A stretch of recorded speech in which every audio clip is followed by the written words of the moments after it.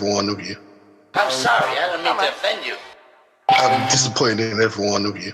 I kiss you on the mouth. No, I'm not cool with that. I'm sorry. One more time. I'm disappointed in every one of you. I mean, I'm dealing with degenerate animals. I'm disappointed in every one of you. Disappointed in every one of you. All right, come on. Honestly, I can't do it no more. I'm disappointed in every one of you. Let me tell you why. It's gonna be all right, Nicky. Go ahead, shoot. He just killed a fucking man. What are you going to do about it? You're happy because you got nothing. You don't got a thing. You're happy because you got nothing. You got nothing. I want to get out of this rat hole. I want to get online. I need BDA boxing.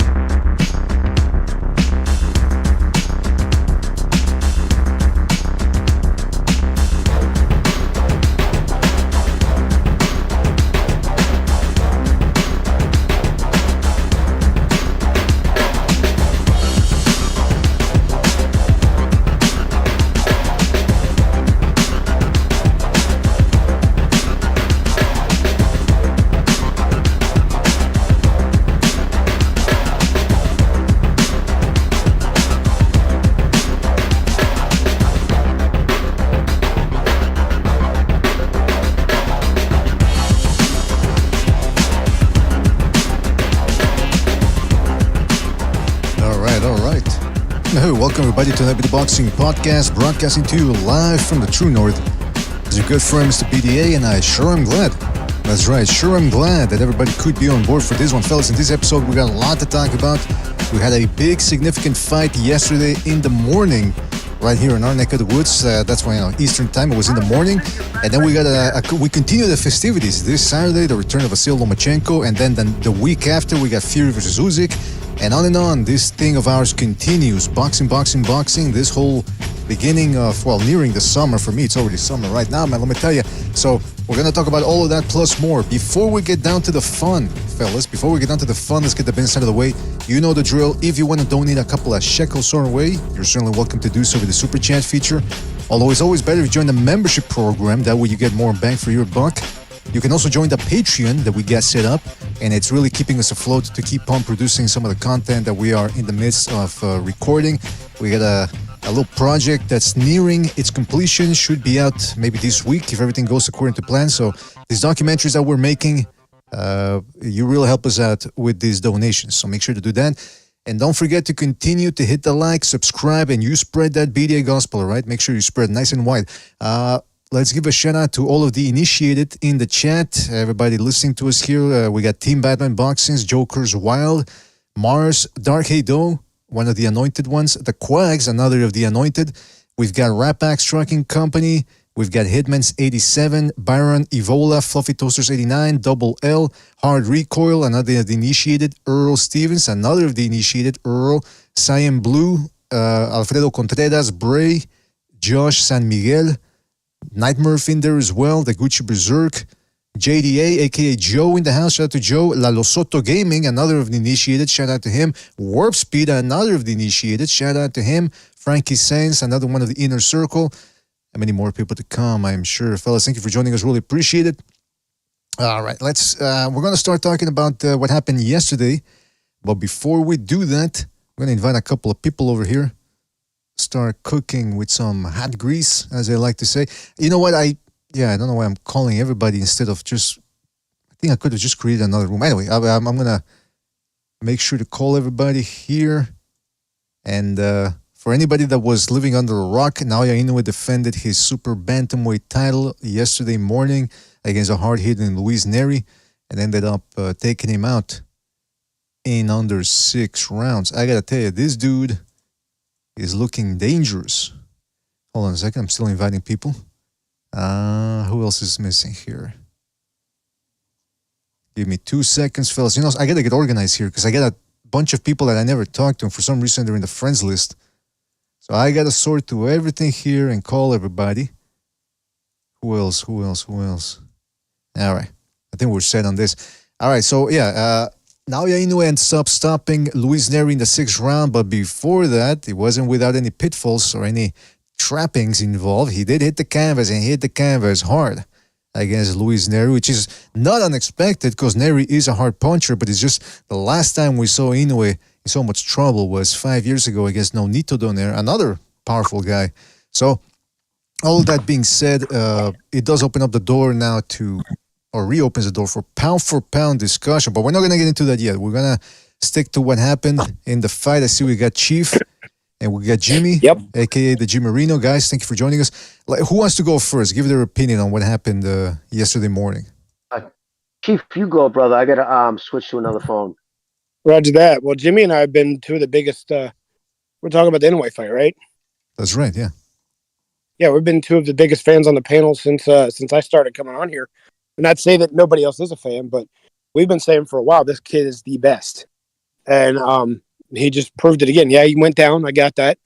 It was a shot that from a good qualified fighter, but he just turned it around. He just sat there and said, okay, I'm going to move around and look for your tells, and then I'm going to expose them, which is exactly what he did. He started doing some of that clowning from a distance with his hands down. I was talking to Sober about this to try and get Nery to reach him like I said he would. That's exactly what Nery did, like I said he would. He countered him like I said he would, and he knocked him out like I said he would. What else did you say that came to fruition there, Nostradamus? Break it down. Well, I picked a late round knockout, so I was a little bit off on like how close it came down.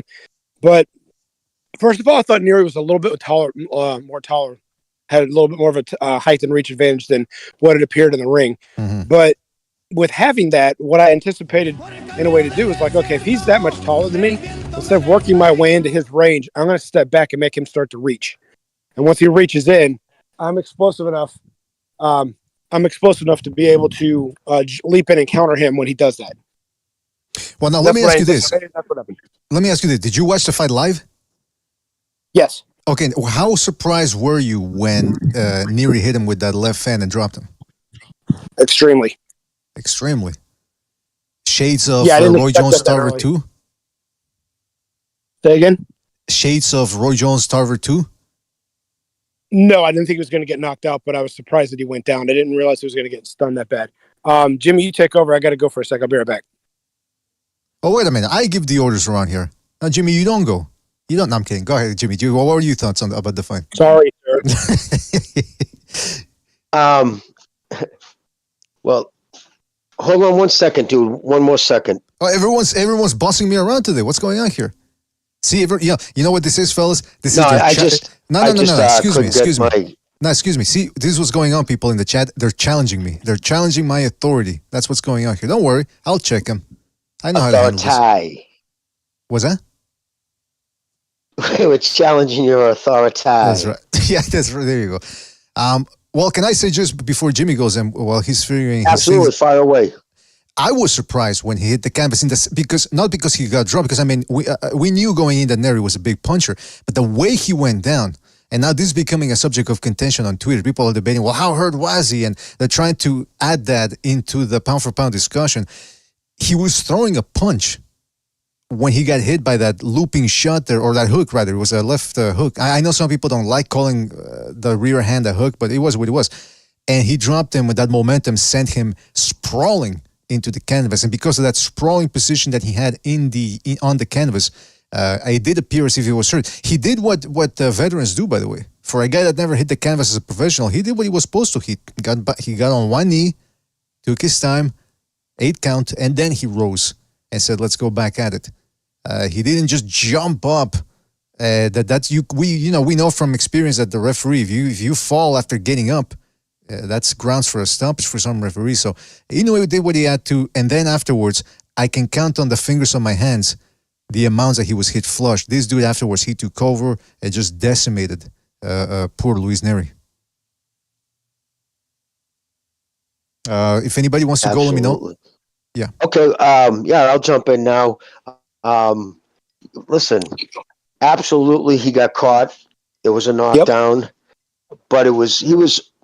I wouldn't say so much off balance. I'll be honest with you. This is kind of probably what he needed to refocus him. He even said it after the fight. But there's a couple of things I want to touch on, like what you said. People using that as some kind of criteria why he shouldn't be considered pound for pound number one, which I saw a lot of people on Twitter. You know, I mean, usually the people who aren't motivated by boxing, but they say, well, you know, Crawford's never been down. Well, I kind of thought he was down against Mean Machine, just got away with it. But it doesn't, regardless, when you continuously fight the best guys in your division. Remember, he didn't have to fight Nery. He wasn't the number one. He wasn't like, he searched Nery out. He said, what's the next best available person who can fight? That's who he goes after. He's caught. I mean, when's the last time he's taken a soft touch? I'll wait. Seriously, somebody call a panel who don't think he's number one and tell me the last soft touch this guy's taken. You're going to be a while till you find it, because it hasn't happened. This kid takes on the best constantly. But more importantly is this, like you said, he got on his knee. Yeah, I guarantee it blasted him. It was like, whoa, Jesus. He got the zap. But very important, when he was kneeling there, which was the right thing to do, he was clear-eyed. His eyes weren't goofy. He wasn't looking around. You can just tell, like those drunk eyes. He was completely clear-eyed. But what happened after that is important. How hurt was he?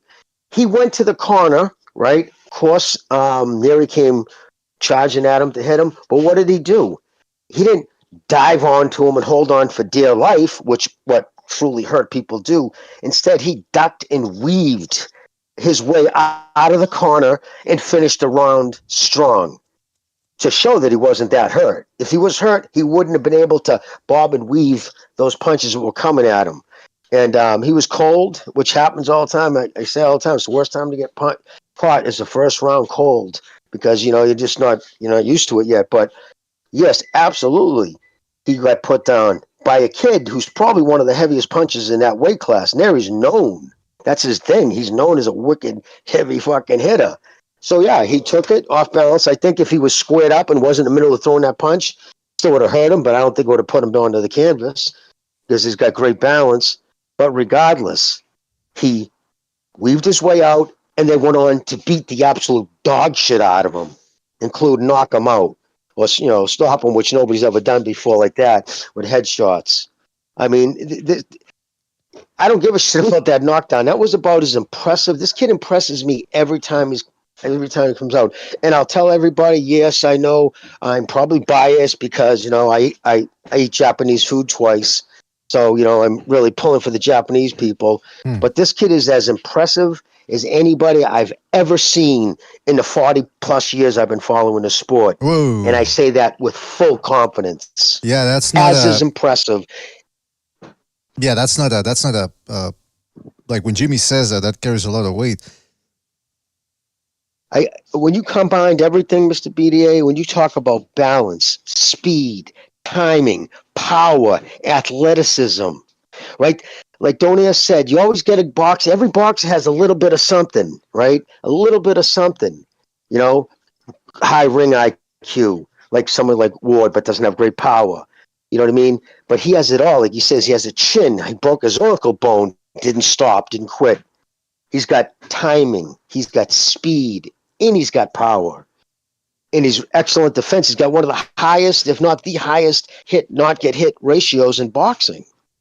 I mean, I'm so impressed with that kid's abilities. It's like, it's shocking to me, to be honest with you. I didn't think I'd see someone with his abilities in this day and age. And he's a generational talent. And I believe if he continues to go the way he goes, and if things go this route, I believe he can be an all-time great, not just a generational. And that's the God's honest truth. I think 126 would be the absolute limit. I know people are trying to get, because he's stuck in that quandrum where, because he's trashing everybody in the divisions he should be fighting in. Well, what does that mean? You got to move up and weight. You got to keep going up and fight someone who beats you. But they don't call up with the same thing for the people that they fucking champion for. They can't even get the guys they champion for to fight even anybody good. Never mind constantly fucking searching out the best in whatever division he's campaigning in. And pretty much that's my spiel for now, Mr. BDA. I'll let you take on. That was a good spiel. And by the way, you said you're biased because you eat Japanese food. I was biased because I ate out a Japanese woman. the other day, so that's why I'm biased. But again, listen, different strokes for different folks. Oh, And by the way, I want to remind people to hit the like, hit the like, hit the like. Please hit the like. It really helps us out. Subscribe if you've yet to do so. And shout out to Chris K for his contribution with the super chat. He says, Chris K, thank you for the super chat. He says, Inoue goes for the kill. Canelo content with the decision. I mean, that's what differentiates people that are pound for pound. And that's what we're going to get to later on. And of course, we're going to be opening up the phone lines in about an hour or so. A little less, a little more, so you guys can call in, and because that's really going to be the question of the day. Now that Inoue has scored his victory, is it beyond the reasonable? Is it beyond the shadow of a doubt now that he is the number one pound for pound? I also want to say something about, Jimmy said that he's very, very impressed with Inoue, and I mean that's no joke, because back in 2019, in the lead up to the final, the tournament final against Nonito Donaire, I was very adamant about how this was the fight that was going to prove whether he was the real deal. I had high standards, especially Steve Kim around that time was saying that he had Inoue number one pound for pound. Now you got to keep in mind, this is when Canelo was on a rampage, and who else was there? Well, you had Crawford, you got Lomachenko, you had Usyk, who had just won the cruiserweight tournament as well. So for Kim to say that he had number one pound for pound, and me, I was saying, look, this is the fight. The Donaire fight is going to be the one that's going to show whether the guy's the real deal, because I was uncertain about seeing him just wiping the floor with guys in under 2 rounds. And I'm thinking, I want to see how he does against a puncher, and I want to see how he takes a punch. He answered all those questions in the Donaire fight. So ever since then, everything he's been doing, everything he's been accomplishing, I mean, you got to be impressed with what he does. And that's how high the bar is with this guy, that if he gets dropped, some people, and again, those are unreal boxing fans, or they're relatively new, I would assume, uneducated boxing fans, because that's how high the bar is with these people. That he got dropped, that means he's not that good. I got to tell you, that's I guess it's one of the first times. And of course, if you're comparing two guys with one another and they're the clear number one, then that's okay. That's something that you can take into account. But just like how people were giving a lot of credit for Floyd Mayweather Jr. after he got badly stunned against Mosley, and that he went on to dominate the fight. Not only did this guy dominate, he stopped the guy. Inoue did. So those are all things that are that factor into this discussion, and we're going to continue talking about that. But before we do that, let's keep talking about this fight a little bit. How many times did he drop Nery? Was it 3 times total, or I know he dropped him the first time? If you count the knockdown, or if you count the final 3, but there was 2 prior to that, 2 hooks, 2 left hooks. Right. Okay, so and it was the right that put him away. My question is, how would you characterize Inoue's power now? Because he used to be able to take guys out in under 2 rounds. Now it seems like the power's still there, obviously, but are we seeing that power? Have we seen that power decrease now that he's at 122, finally? No, I just think he's different levels of guys who can take big shots to the head. I think, with the bigger guys take bigger punches sometimes. Is it still as crucifying as it was when he was 118? Probably not, and it's going to get even less when he hits 126. But it's the torque he puts on his punches. Even that final punch like that. Did you see the way, I have some gripes with some of the stuff he said, but what's his name? The announcer, Timothy Bradley. Bradley? He goes, yeah, Bradley goes, oh my God. When he watched the replay of that knock, when he caught, he had that last shot he hit. Do you see the way his body just almost exploded? Just the way guys go down when he hits them. I mean, that's just hard. He just gets so much in short punch, too. That was like a 6-inch punch right in the chin. Devastating power. And his timing is unbelievable. His speed. He stands. Personally, I'd like to see him tighten up his stance a little more. I think that kind of... But then again, that's all a part of being a very offensive fighter. So he thinks offense so much. Obviously, you're going to be apt to get hit, right? I mean, if you're an offensive fighter, chances are you're going to get hit more often than a defensive fighter. I mean, I can't find any reason why people would dog on him or shit on him. If you're a true fan of boxing, you should be just fucking in awe of that kid's abilities. Absolutely, but it's about the fact, nobody can be better than my favorite guy. It's a childish thing. You and I both know it. We've talked about it before. It doesn't matter what your ethnicity is. If you like guy A better and that's your favorite guy, and your childhood guy you're growing up with, and this other guy's trying to take, credit away from your guy, people get defensive. I don't know why. This is just a sport, but they do. I'm not, at least in my lifetime, not immune to that. I've done it myself when I was younger, but this has nothing to do with that when it comes to Jimmy and between Jimmy and myself and our admiration of this kid. This literally is generational talent. What he can do, how explosive he is. And yes, he is. I'll give you another comparison on someone that got hit a lot because they're so offensive minded. Terry Norris. People thought Terry Norris couldn't take a punch. Well, no, every time he went down, it was against a puncher. It was a Julian Jackson or a Simon Brown. During his prime, the only time he was knocked out, it was by big punchers. But it's because he's so offensive-minded that sometimes he forgets that he leaves himself open. And that's where he would get caught with counter shots. When he was against the rope against Julian Jackson, he dropped his left because he was going to try to throw a jab or a hook, and the right hand came when he didn't see it. And he got up, but he was out on his feet. Okay, back to Inoue. He's so offensive-minded that the same thing happened. He was so offensive-minded, he didn't realize, he didn't download all the information as the Lomachenko reference of how Nery was going to set up his left hand and how he throws it and the timing with it. And so he was so busy trying to make an impressive knockout early, he left himself open. Like you said, Jimmy, he stayed down on that knee, not just to clear his head, but to download everything. How did I get hit? How did I get here? What happened? Took some deep breaths, made sure that his breath was under control, make sure his muscles weren't burning from, kneeling too much, got up, shook himself off a little bit, moved around the ring to loosen himself back up, got his head together, and then picked him apart and embarrassed him. And Nery's not a slouch. We need to add that. We need to stress and emphasize the fact that he did this to a quality fighter, a high-quality fighter. Whether he's a drug cheat or not, or other things people have to say about Nery, this was no slouch that he took on. And he, with the exception of the knockdown, if you take the knockdown away, I know you can't really change history. You take the knockdown away, that fight was easy. Yeah. He made him look like a novice. He made him start reaching. He made him just go to just pawing with the jab. Instead of starting to throw the jab to throw the left hand, it became a measuring stick because he knew if he tried to time the jab out, Inoue would just time it. He'd time it and counter it. But if he left it out there, because I think he had a little bit of a reach advantage, it was just enough to where Inoue would say, okay, well, I'm going to wait till you make your next move. So you go ahead and measure all you want to. Once you're done measuring, I'm going to throw a feint and you're going to react, and then I'm going to make you reach for me. And once you reach for me, I'm going to counter you.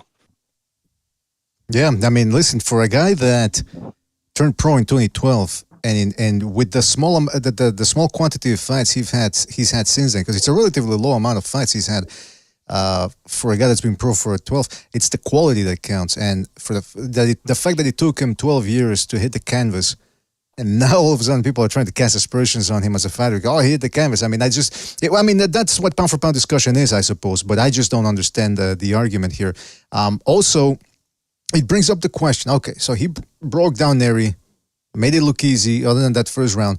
So now the question is, what's next for this dude? Because nobody is looking as... I mean, Usyk is he wins, but now he's pushing it. Crawford loses rounds before he finally stops people.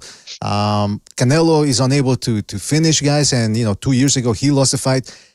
I don't think there's anybody as dominant right now looking as now Inoue. So then that raises the question, who out there is going to beat him? Now, I said before the fight that, hey, I like this Nery fight, because he's fighting a guy who's got pump in his shots. I don't want to, this Sam Goodman that went in the ring and called him out, I'm sorry, that's the type of fight that I don't want to see. A guy that has, decent pop and decent speed, but not real flashy, not flashy, but nothing that really makes you go, whoa. Even at least if he was an incredibly smart guy that knows how to neutralize whatever comes his way, okay, at least that, but he doesn't really have that. No offense to the guy, but we're talking about Naoya Inoue here. We need somebody who's got speed, who has power. So then the question becomes, who is there at 122 right now who can do that? The only logical one, the guy left, would be MJ Akhmadaliev. Well, who do you guys want to see? And he'll set MJ up. MJ will fall for the traps that he has set up. And I'm not going to say MJ doesn't have a single shot at all. And I'm not going to say MJ can't get a knockdown just like Nery did. But towards the end of the fight, he will set traps and MJ will fall for them. And that will end up being MJ's demise. He will bust MJ up. You know what? Oh, go ahead, Jimmy. I was just going to say, just like I'm just going over some things I just read about him. Like the fact that he has the highest KO ratio in championship title matches in the history, in the 100-year history of the sport. He has got the highest knockout ratio of any champion. He became a world champion on his 6th professional fight. He's 21-0 in world title fights with 20 knockouts. That's insane. These are insane numbers. And people, you know what I mean? And what I can't stand most of all, don't use your ignorance of the low weight classes as reasoning to for your argument. People, because you never heard of these people he beat, just is a reflection on your ignorance, not a reflection on what he has done. You know what I mean? The guy's already beaten 2 Hall of Famers, Donaire and that other guy. Who was had 28 title defenses. I mean, he's going to be in the Hall of Fame one day, without a doubt. So, I mean, it's just, what's up? Omar Navarrete, I believe was his name. Yeah, from Argentina. Yep. Yeah, exactly. The Argentinian. Yeah, he's definitely Hall of Fame. So surprised he hasn't got in and yet, but just go through Rodriguez quality. I mean, all the guys he fights are quality guys. You know what I mean? He doesn't take soft touches. He doesn't want soft touches. He's a smart enough boxer that he knows you don't get better beating people up. You know what I mean? That doesn't make you better. If you got certain fighters, the guy, all right, Tank Davis, for instance, I'll call him off what it is. He's in this for the money. He wants the least amount of risk for the most amount of money. He doesn't care about legacy. He doesn't care about titles. He doesn't care about the Hall of Fame. That's not Inoue is all about. This is what he wants to be going down as. He's already, as far as I'm concerned, the greatest Japanese boxer in the history of the sport, without a doubt. And another thing, can I just add real quick too? Even Timothy Bradley yesterday contradicting himself. In one breath, he's like, "Well, I think he has to move up to 126 because he's wiped out the division. He's beaten the best at 122," and then turns around in the next breath and says, "Well, at least he needs to come to the States because this is where the best competition is."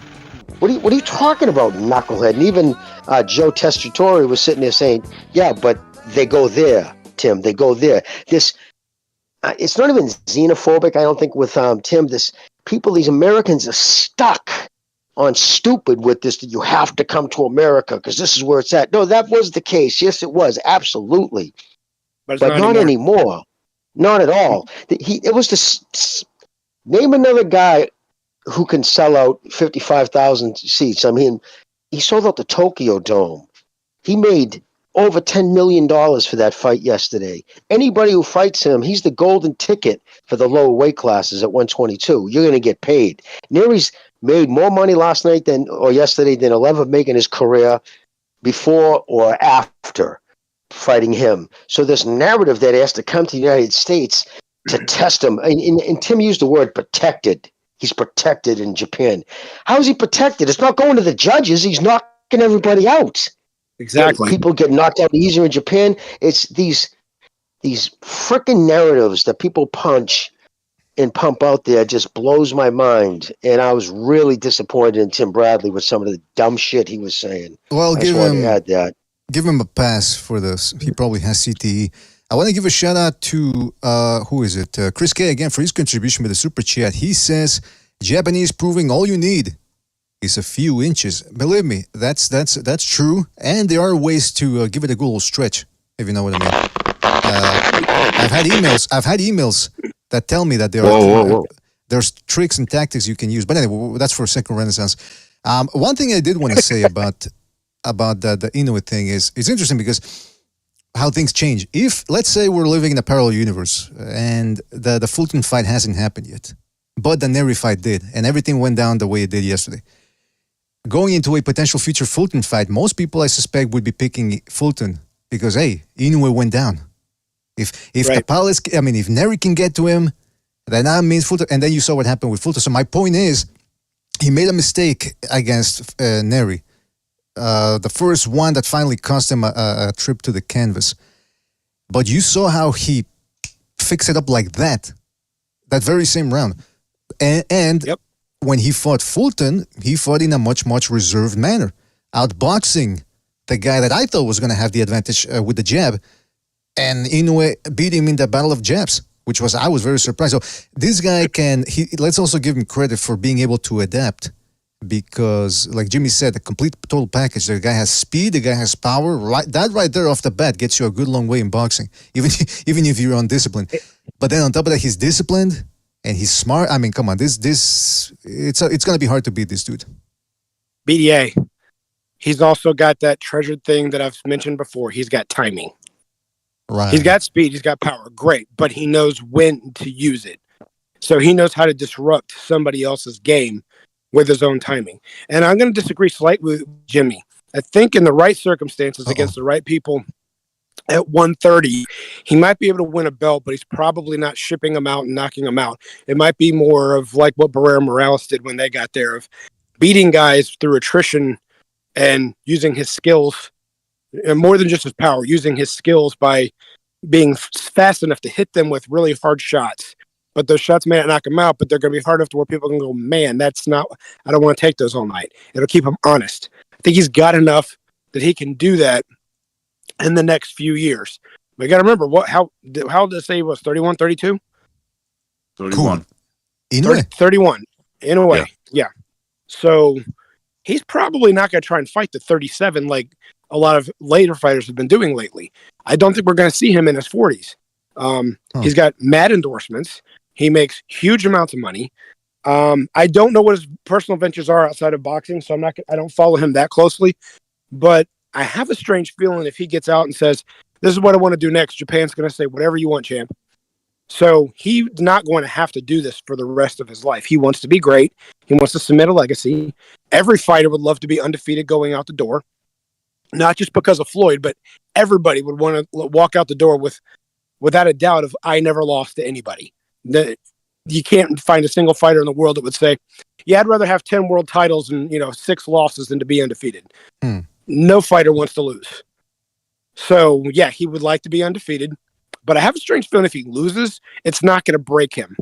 It's not going to be...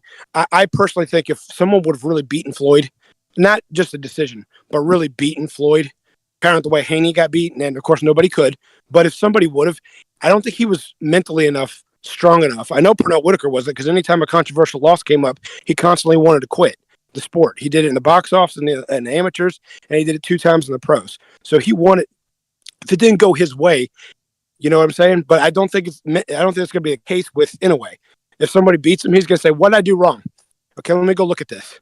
Okay, let me fix this, and this, and let me give it another shot. And he may win, he may lose. This fictitious scenario hasn't happened yet.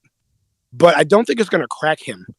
If it does crack him, it's going to be the sign of, okay, I've gone as far as I can, and my body's not going to let me do this anymore. So it won't be I quit, it will be I retire. So he'll either be able to go back and analyze what he did wrong and give it his best shot in a rematch. And I'm not saying he could win in that scenario. He might not. But he won't go in as the same fighter. He'll come in differently and approach it with a better game plan.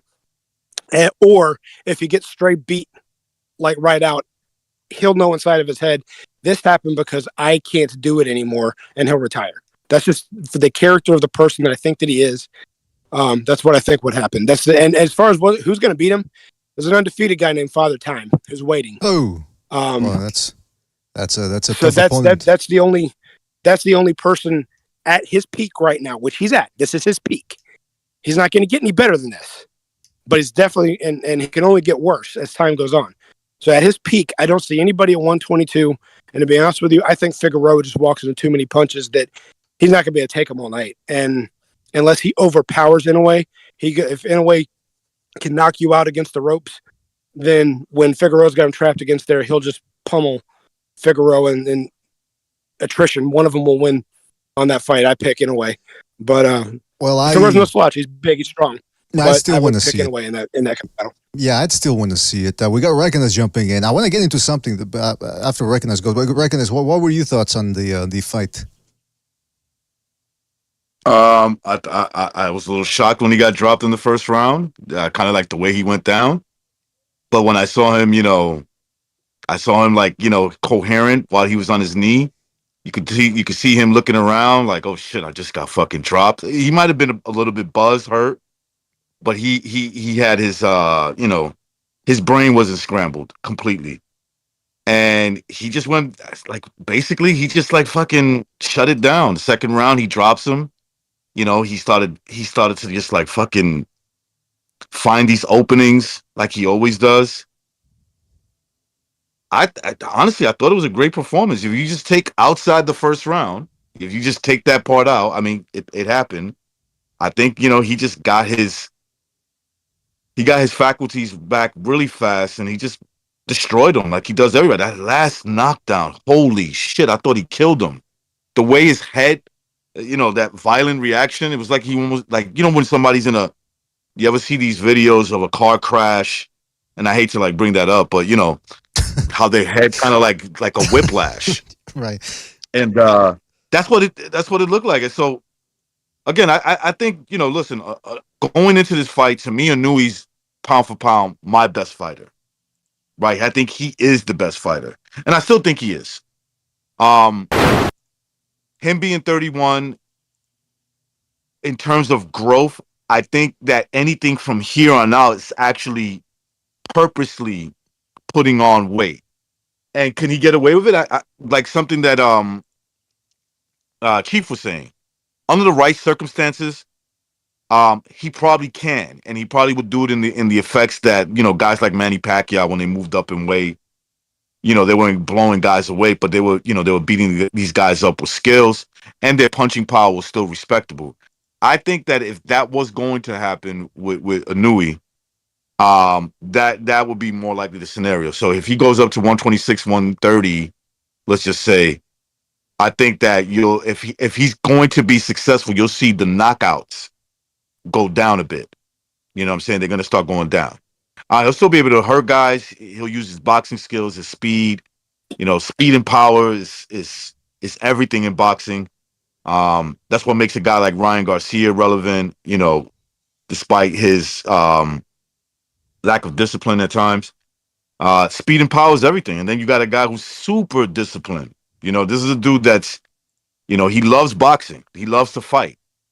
You see him in there, and you could tell that this is a guy who loves this shit. So I think that this knockdown is going to probably make him better. He's going to see what he did, and he's going to be like, the next opponent is going to be just as much of a threat, if not bigger, and you probably won't see that happen again. That's how good he is. Again, being 31 years old, I don't think the growth I don't think it's going to be. I think this is where he maxes out, right? Anything from here on out is him purposely putting on weight, and his success, his total domination and performances might start going down. Anyway, that's my thought about the fight and his future. Well, I gotta tell you, that's you mentioned there at the end, future. What's the future for Inoue? Now, you guys keep saying he's 31, he's 31. Now, when we got little guys like this, sometimes it's difficult to know when they'll get old, because notoriously these guys, they're not like the heavyweights who can go into their 40s. These guys, by the time they're 35, they might just be old. But that being said, right now he's in his peak. After everything he's done, he's still just at his peak, at the peak of his powers. And, some people are saying, well, he should just move up to 126 now because there's nothing left for him in this division. My thing is, I put a lot of weight too, not just on winning the titles, but on keeping them. I think keeping them is sometimes can be just as hard, if not more difficult to accomplish than to getting those titles. So I'd like to see him fight. If he absolutely wants to keep all his titles, which he doesn't need to because he would still be undisputed. Pay no attention to this whole of undisputed in the 4-belt era. That's just something that they do to keep these baubles and straps relevant. But if he wants to fight Goodman and beat him, okay, fine, you can do that. Also, I want to see Casimero, because Casimero probably goes the way of everyone else, similar to Nery, but he can crack. He's very boastful, boisterous. He's confident. He brings it. For however long that fight lasts, I'd like to see it. And if he wants to fight at 126, well then, like you guys were saying, then the power, because I'm already seeing the power here taking a bit of because let's face the facts though, ever since he moved up to 122, there's been no tune-ups. He didn't take a tune-up against Fulton. He took on the best guy right away. Then he took on the second next best guy in the Palace. Now he took on the number 5 guy. So yeah, maybe that power, he's not gonna knock him out in under 2 rounds the way he's been doing everybody else in the lower weight division. But I do suspect maybe the power there against the tough guys, he's not gonna get him out of there in under 2 rounds. So at 126, I can only assume it's gonna take a little bit more to tenderize these guys, and it's probably gonna take more of his boxing skills to do it. Because if you look at, Bucho was telling me, look, Nery is a strong guy at his weight class, because of his power and all that. But then you compare his physique to that of somebody at 126 like Venado Lopez, and you can tell Lopez is just more, he's got a thick trunk and chest. Just everything is you can tell is more pronounced. And then on top of that, he used to be a footballer, like Gonzalo always likes to remind us. So he's got those big-ass calves, and he hits hard. So you get a potential list of guys that could make things very difficult for Inoue at 126. Divino Lopez, Espinosa. You got Venado Lopez. You got Robesi Ramirez, who might be rematching Espinosa. I'm still unsure what's going to happen there. So, yeah, man, it's going to take a...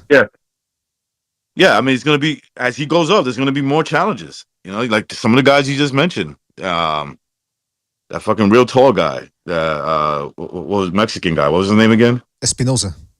Yeah. Espinosa's like, what, 5'9", something like that? And fighting at 126? That could be a problem. That could be a problem stylistically, But the thing about Inoue, man, and I gotta point this out. What you guys were talking about earlier, he's a huge star in Japan, and if he's the biggest name in that weight class, and you could fight for a lot of money, and everybody's like, oh, he's got to stop fighting in Japan, fighting in America. Like, dude, where's the controversy? Like, you're not hearing anybody saying, hey, man, I felt poison, and I was weak, I wasn't allowed to do this, I wasn't allowed to do that. And he's knocking these dudes out. So it's not going to the scorecard. So ever since he's moved up to 122, he's 3 for 3. 3 knockouts against guys in the top 5. Mm-hmm. That's what we know about. He only went distance once his entire career. I mean, in all of a sudden in title fights, and that was against Donaire. You know, first ballot Hall of Famer, for Christ's sakes. Well, not to mention who was streaking, and just like Cotto did late in his career, how he had one more streak left when he went up to middleweight, even though it didn't last long. He put in a good 3 wins or so. Donaire did the same thing. He rolled the clock back just enough, got his mind right, got himself in enough shape, gave him a tough fight. Wasn't that a unification fight? I don't recall. The first one? No, that was for the that was for the series, the World Boxing Super Series. Yeah, Bantam. But the point is, I got to go back and do my history. I don't remember what Donaire did in those last several fights of his career, but thought he won a title after that and then lost again. Either way you look at it, he was right in the mix because of his skill. Like you said, first ballot Hall of Famer.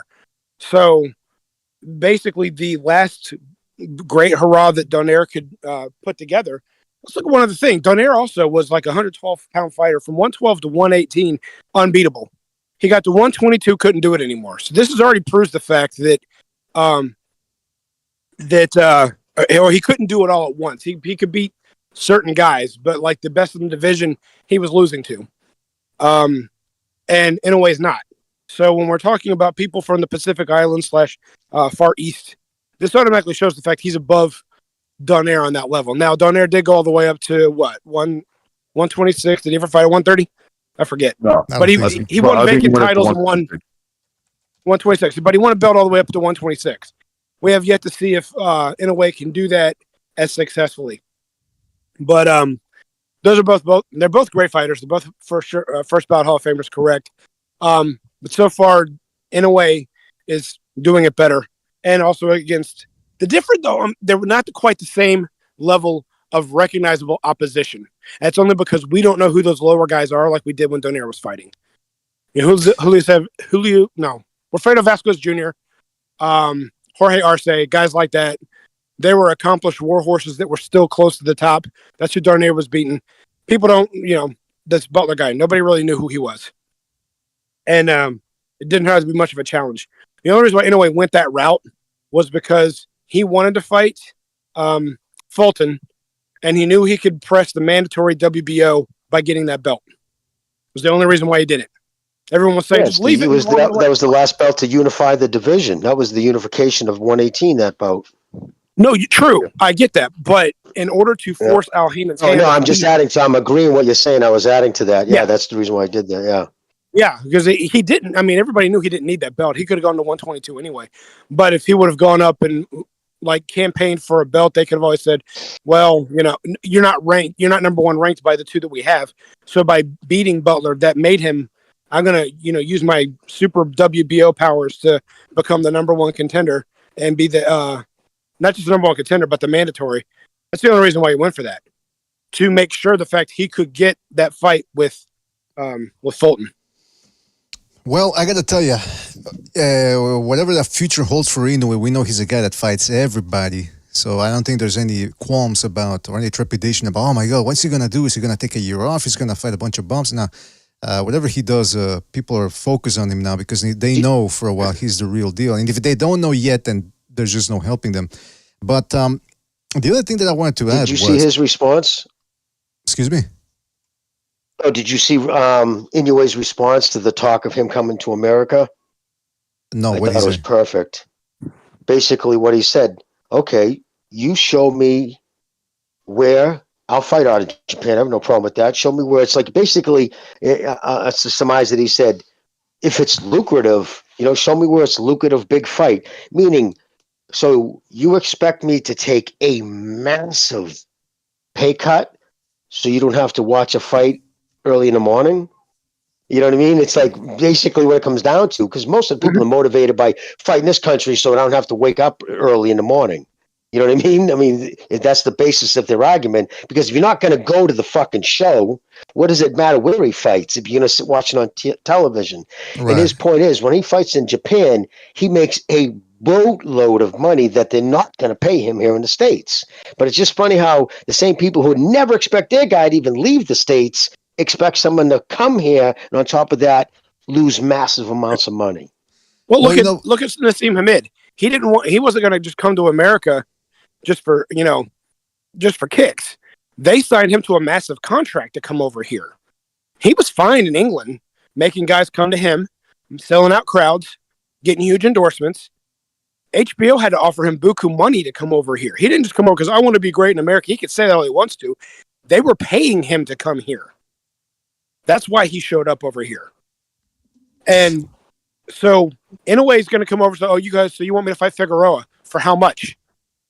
What's Al Heyman going to scratch together to bring Inoue all the way over here from Japan? Right. And you know what's interesting about that? When you tell people, look, I mean, first of all, Inoue apparently attracted 55,000 people to the arena yesterday. I'd like to see an American fighter do that. I mean, Tank Davis, supposedly, he's the best. He's supposedly the most well-known guy that as boxer in the United States.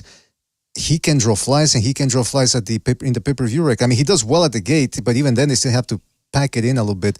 And then pay-per-view wise, it's ridiculous. Even his most ardent fans, which are all locked on Twitter, they still refuse to pay to see him fight. So, nah, man. And then when you bring that up to people, I've noticed, you go, well, they go, well, it's because boxing, the United States has 5 other sports that are bigger. Well, okay, so whatever the reason, then you're admitting. So whatever the reason is. Whatever the reason is, you admit that there's no American stars, right, in boxing. So why would Inoue have to go? This conversation is ridiculous and silly. I also want to point out the fact that I've been on Twitter for the past 6 months. I've made more of an effort to read Twitter, see what's going on there. And I've about had it with some of the discussions, because I've noticed that just like on YouTube, you have, what do you call it? Thumbnails. What do they call those thumbnails when you, clickbait? You have to use a little clickbait. That's all right. That's fine. But Twitter, it gets even more intensified. It's more, on YouTube it's diluted. On Twitter, it's in a pure state. It's all about, let me just say something incredibly dumb just so that I can get a reaction from people. And I saw this meme a couple of weeks ago, and I said, that fits the YouTube, the Twitter boxing community perfectly. Somebody will tweet out an idiotic statement, and then when people go at that person, the person who tweeted the idiotic statement will say, oh, wow, so many triggered people. I mean, you see that here on YouTube, you see that on our Discord, but nowhere else does this happen more than on Twitter. And that's where this whole discussion of pound for pound has been occurring more than anywhere else. And it makes me wonder whether some of these. So that the great thing about Twitter, however, is that you can click on people's profiles. So I see some people still insisting that Inoue has to come to the United States somehow or some way because that somehow proves that he's legit. And then I click on these people's profiles, and I'm looking through it's either video games or basketball. That's their whole timeline. No boxes. I'm thinking, okay, these people don't watch boxing. They don't even, if they don't watch it, I'm pretty sure, if they just watch it casually, I'm pretty sure that they don't even purchase any of these things. So these people's, they don't purchase it. Right. So these people's opinions, sorry, man, I don't, I'm not too interested in what they have to say. I'm glad you brought that up, BDA. You know, they want him to come to America, and one of the opponents they want him to fight is Tank. I want to propose something. Okay. Why not fight Tank, right? How about, you know, we're all about fairness, right? And Tank's all about fairness. And so he had Ryan Garcia meet him at a catch weight of 136 and then a rehydration clause. I say if they want to make the Tank and Nui fight and Tank's really interested, I think he should do the same. I think he should go down in weight, and then on top of that, a rehydration clause. Okay? 127. 127 rehydration clause. But let's make a rehydration clause, and let's make it fair. You versus Inoues. I'm down for that. Now, since everybody who's a Tank fan thought that was fair what he did with Garcia, because we don't want Garcia to have any advantages. So fine, let's see if somebody did that for him. Let's see if he's willing to do that for somebody else. You know what, though? But that's what I'm saying, though. It's this whole discussion of whether he should be fighting Tank on top of that. That's asinine because this is what I saw on Twitter. No serious boxing fan that I know of was asking for Inoue versus Tank Davis. That was all from the Afro-Anglo community, who, again, most of them don't even watch boxing full-time. They did just watch Tank Davis. They used to watch Wilder and maybe Spence. They were the ones that were saying, if Inoue wants to be legit, he has to fight Tank Davis, and he has to fight happen in the USA. And again, no serious boxing fan that I know of wants that to happen. So Inoue gets robbed by Nery yesterday, and these same people go, and people were saying that Inoue had a chance against Tank Davis. I'm thinking, that's a straw man argument if I've ever seen one. Nobody ever said, these guys were the only ones saying it. Now all of a sudden, they're imagining that people were saying Inoue could beat Tank Davis. Meanwhile, Tank Davis won't even go near, they don't even want Tank Davis to go near Devin Haney because he's too heavy. Lomachenko. A 35-year-old passes prime Lomachenko. They won't let him do that. Exactly. So this whole discussion is to this day they won't let him do that. Yeah. So I don't even. What I'm trying to say is I pay no mind to this whole thing that he has to come to the USA or fight Tank Davis because it's ridiculous. Anyone. I mean, I got a better one. What's that? BDA, I got a better one. Never Sober actually posted something where I didn't say who posted it, but there was a little thing where Inoue's on the ground. It said, "I guess the steroids hadn't kicked in yet. Wait till he comes to the States and fights Carmel." No, that's gotta be trolling. That's trolling right there. I mean, Carmel's what, 15 years old? No, I'll tell you, right? But he's 17 years old, fighting at 132, and has only had 3 fights. No, listen. Even though he's at 132 and he's 17 years old, it'll be child abuse. You don't do that shit. Yeah, that's child abuse. It wouldn't be legal anywhere in the world.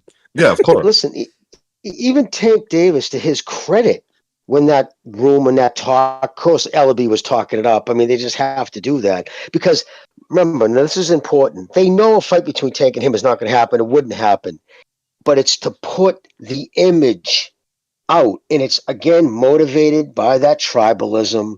Yeah, he's a great little Japanese fighter. You know those guys, the greengrocers that we make fun of and we talk down to and push around. It is, dude. Come on. Go ask the community.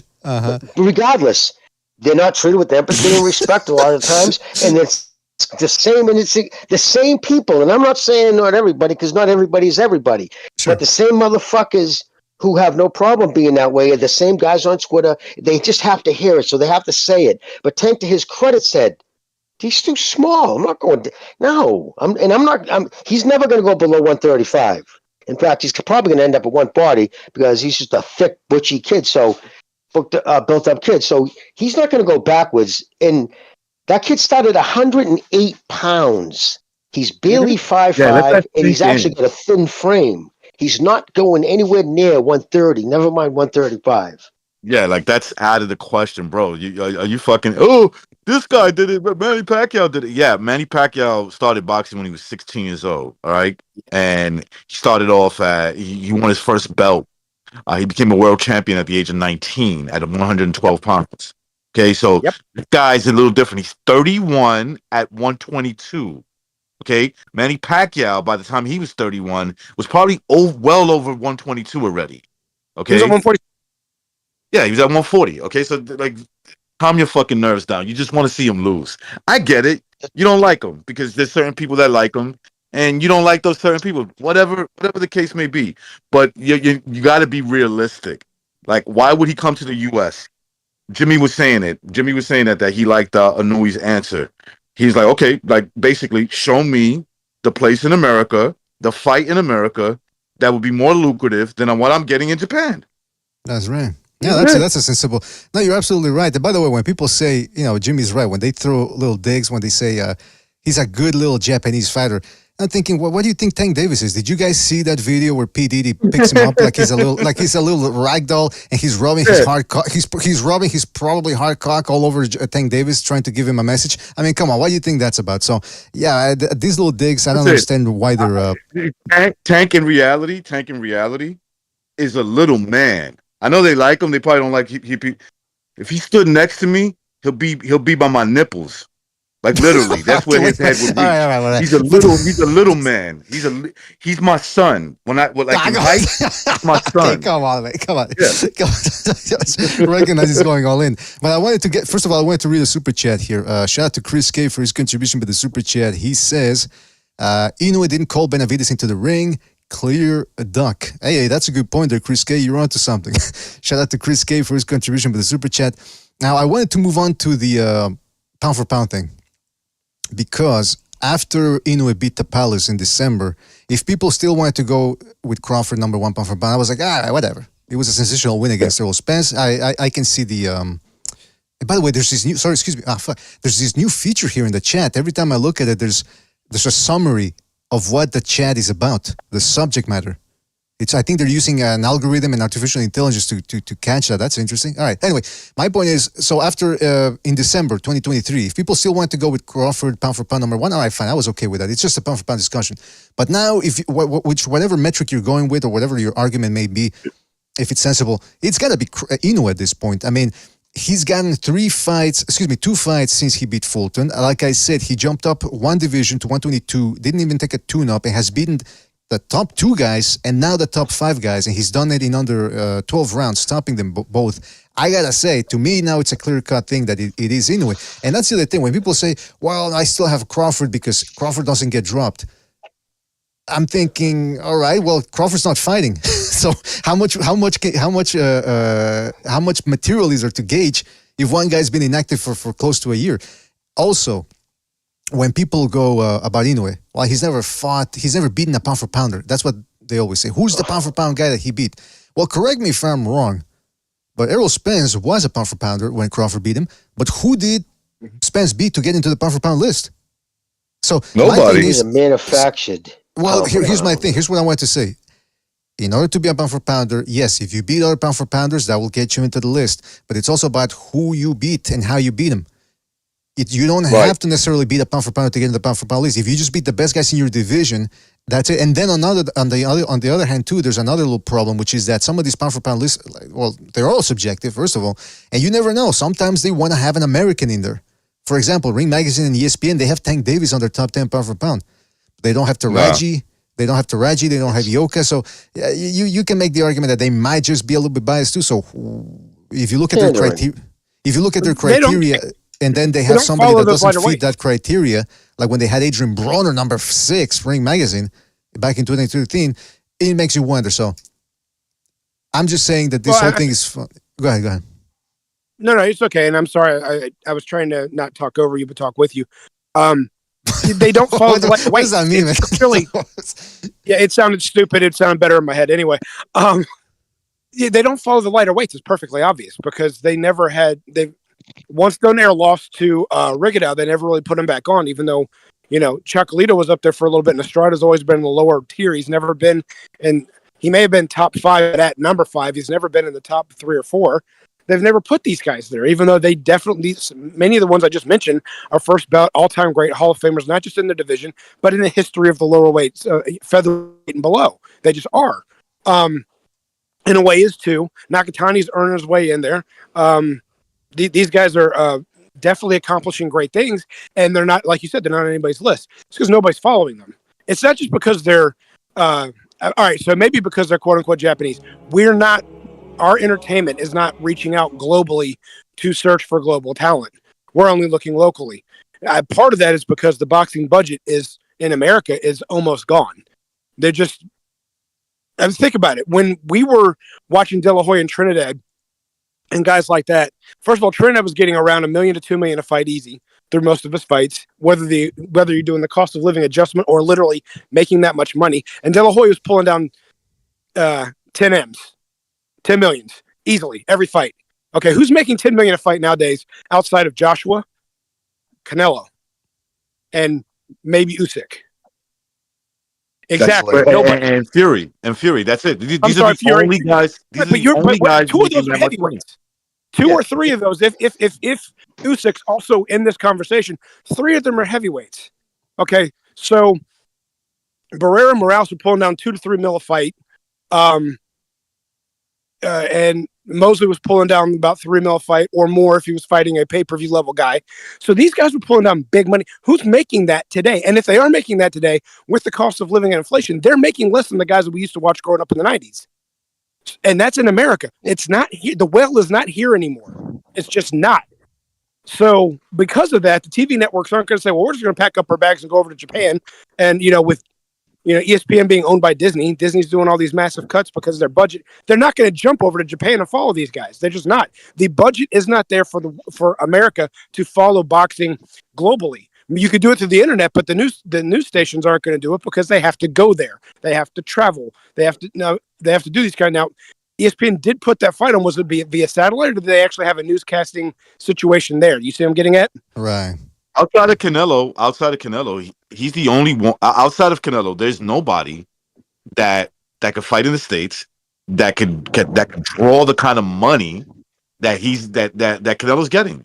So you got to go overseas to get these ridiculous paydays now, like what Usyk and Fury are reportedly gonna get, right? What Joshua and Usyk got for their fights, right? Whatever the amount was, I heard some ridiculous number like 50 million plus or whatever. So that's not happening in the States outside of Canelo. So you gotta go with the trend. If you want to make some serious money, there's a trend here. These fights are happening overseas, unless you're Canelo Alvarez, right? So look, man, what's happening here is people trying to hold on to the glory days that it was just all about America back in the days. That's why a lot of these fights happen. Also, because a lot of these stars, these co-stars, they were all American-based guys. So, whoever wins, America wins. You know what I'm saying? So it is what it is. That's why these fights were happening the way they were not too long ago. At least it doesn't seem that long for me in the 90s and in the early 2000s. Mm-hmm. And so that's not happening anymore. And what they want to do is come up with these narratives. Oh, these guys don't want to fight over here because they're afraid and they get the advantage over there and this and that. It's projecting, bro. That's what they're talking about. What they do. That's a great. Yeah, and sorry, but I was going to talk about the Crawford pound for pound thing. Yeah. Go ahead. But if you want to jump, because I was going to lead in from what he was talking about the money. So that's established. You guys are 100% right. The money's, you go where the money's at. Bottom line is, and everybody expects their fighter to do that. But the Crawford thing is laughable. All right, I can't take anybody serious. And I'm as big a Crawford fan as anybody on this panel, right? I always, because I had to argue against, what did I always have to argue against? His weak resume. Anytime prior to Spence, if a detractor had something negative to say about Crawford, the go-to was his resume because it wasn't that strong. I knew who he was by just seeing his abilities, and I knew what he could do. I couldn't base it off really who he wiped out. This is the difference. You just take that into Inoue has fought far better talent. That's fucking undeniable. Then you look at every other conceivable metric. Right now, Inoue has done more and at a higher level and been as dominant. Yes, he was dominant over Spence, beat him up for a bunch of rounds. Okay? But he didn't clip his ass out, like knock him the fuck out the way he knocks. This dude just puts people away. They don't want to get back up. They make no attempt to get back up. I guarantee you, Nery could have got up from that. I think he had enough wits. If he wanted to try to jump up, he would have stumbled all over the place. But they get to the point where, yeah, now I'm good. I'm not getting hit by this motherfucker anymore. That's how hard he hits. But so you just look at that, and like Mr. BDA said, Crawford hasn't fought. He has now fought 2 more times since the argument was, well, Fulton, after he beat Fulton, he was pound number 1.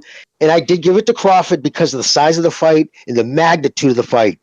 I gave it to Crawford being pound for pound number 1 with, anyway, a, A and B type of situation. Now, it's not even, that argument was gone when he beat Tabalis. Because now he's gone on fight again. And now he's just done it again. So he's had 2 more fights. His championship resume is stronger. He's had more knockouts. Every conceivable metric. Again, Inoue gets it. The only reason why you would give it to Crawford is something not based on boxing. Okay, Mr. BDA, what did you got to say? I didn't. What? I didn't interrupt, man. Oh no, I thought I was cutting you off there, so I was trying to rush that through. No, keep going if you have to. Keep going if you have to. All right, well, so yeah, that's just basically it. So the whole argument, anybody trying to say that Crawford is still number 1, and if they're using because he got knocked down, go fuck yourself, dude. I don't even want to interact with someone like that because I know it's Monday. I can cuss a little more. It's not Sunday, but yeah, no, dude, that's ridiculous. Getting knocked down isn't getting knocked out. There's a big difference because he was clear-eyed and he got up. Did he jump on and hang on for dear life? No, he got up, put himself against the ropes, and he ducked, he weaved, he weaved his way out of getting hit, and then went on to fucking dominate the rest of the round. And he countered every metric by every. And listen, that was. I also want to say real quick, too, guys. That was. I mean, wrap your head around that stat that Joe Tessitore said. That was the first round in 46 championship rounds. And mind you, most of his fights were 2, 3. It's not that many. So that's pretty much going back 10 fights, I think the average was. In his last 10 fights, he's only been outlanded in 1 round. Get the fuck out of here. Come on. That is beyond dominant. I mean, listen, I think. Well, I mean, first of all, I just want to say shout out to Sean Anthony for his contribution by the super chat. He says, Canelo is better than that kamikaze. I mean, hey, listen, it's pound for pound discussion. Which is why I wanted to say that if people still want to have Crawford number 1, all right, but I'd be very interested to hear their criteria and how they got to still having Crawford number 1. I mean, Turkey Al-Sheikh apparently said that he still thinks Crawford is the best fighter in the world. And I'm thinking, well, now all of a sudden I'd like to hear his criteria because how do you still have that guy who's been inactive since July and for beating Errol Spence? I mean, what was Errol Spence? They make it out to be as if Errol Spence was another Crawford or something, which he wasn't. But if Crawford, he's got a chance now. He's fighting the guy that most considered to be one of the top 3 junior middleweights in the world. He's undefeated, fighting he's a strong guy, stronger it appears than Crawford. So he's got a chance to impress. But then on top of that, you got Usyk and Fury in the mix now, because whoever wins that fight has a good, very strong argument to be pound for pound. I don't think if Fury wins, I don't think he's it is what it is. But I don't consider Fury a pound for pound fighter. He's bigger than everybody. See, everybody has a different criteria, and I see a lot of people contradicting themselves constantly, all the time. Fury to me is not. I'm sorry, you're the baddest heavyweight. I guess if you beat Usyk like legitimately and you beat his ass, whatever, you're just the baddest heavyweight. But you're bigger than everybody. You're 275. You're 6'9". Everybody is smaller than you. And then on top of that, you get dropped too. Like, you beat the shit out of Wilder, but let's be honest, like Wilder dropped him 4 times. Almost knocked him out twice. That's okay? But pound for pound is the higher you go is a very, very it becomes very nitpicky, and you should be, because it's the most prestige position you can hold in the sport of boxing. This mythical pound for pound shit, right? And like, look, I don't have a problem if somebody has Crawford wherever you got him. I personally think that he's definitely in the top 5 in my opinion. In my opinion, he cannot be like lower than that. From his accomplishments, and he knocks everybody the fuck out that he's been fighting at welterweight. Yes, you could look at when you start like putting him at number 1 or whatever. That's when you start even nitpicking even more. And I would agree. Like, listen, bro, if you look at Inoue and if you look at what he did, I got Inoue over Usyk going into this fight with Nery. I got Inoue over Usyk. The reason why, and that doesn't mean like, oh, Usyk ain't shit. No, because you're nitpicking, bro. He's at the championship level. He's destroying guys as he was going up. He's not just beating them, outpointing them. He's murdering them, bro. Like literally, he's killing these dudes. Yeah, moiding. Yeah, he's moiding them. So like these guys don't have a shot in hell against them. And so that's not to knock somebody that I would put him over, like a guy like I just said, like Usyk, or Crawford, or Canelo, or Lomachenko. It's because he's fucking, like, when he gets in that competition level, right? And some of these, I do believe that 122, a lot of these guys are his size. The only guys that I felt that were bigger than him, that visibly bigger, was Nonito Donaire and Fulton, right? And then again, he killed those dudes. He destroyed them. Okay, he destroyed those guys. Wasn't that McDonald guys like 5'8"? So when he first moved up, what I'm talking about is something. I'm talking about when I could visibly see that you are the smaller guy. Like, I don't need to find out their height. I could just look at you and be like, yeah, that guy's much bigger than him. You know what I'm saying? He's a bigger guy.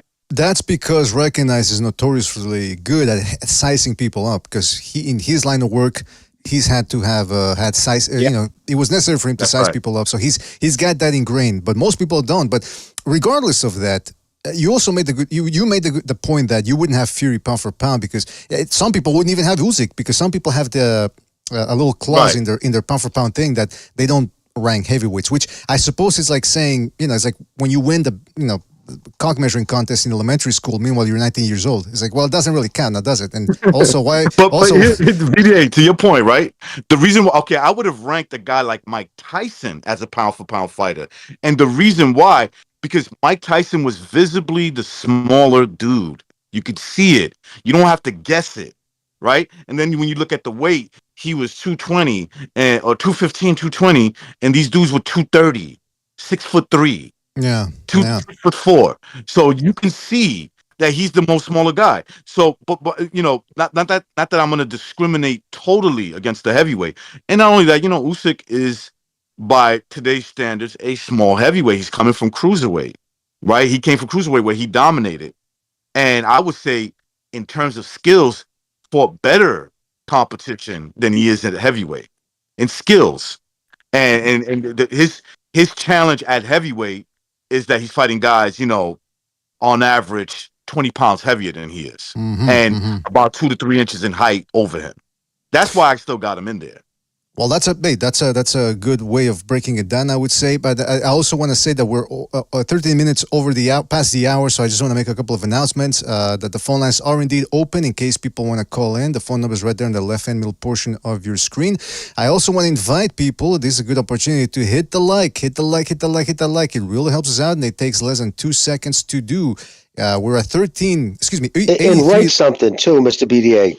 And write Leave something. a message. Yeah, hey, yo, yeah. You don't have to even make it legible. Just hit some freaking buttons. Well, no. It's preferable if you leave a comment talking about how good I am, how eloquent I am, handsome you are, how handsome, how urbane, witty, and whatever. Yeah, but it helps if it's urbane. About me. I was waiting for some. It helps if it's about me and how good I am and how awesome I am. Also, fellas, we're at I get 80. You far with BDA. I get you very far. We're at 85 likes. Let's hit 15 people. Get to at least to 100. Otherwise, I'm gonna have to pull out a book here, something boring to read, and that's it. I'm just gonna read until we get it to 100 likes. All right. BDA, can I mention one more thing? Just one more thing about the whole pound for pound stuff. Okay, I noticed that everybody has like a different criteria of they may be close in the measurements, but they have their own different like little standards that consider a guy pound for pound. But I have also heard a lot of contradictions and content creators and all that. And one of the contradictions is I'll give you an example without mentioning any names.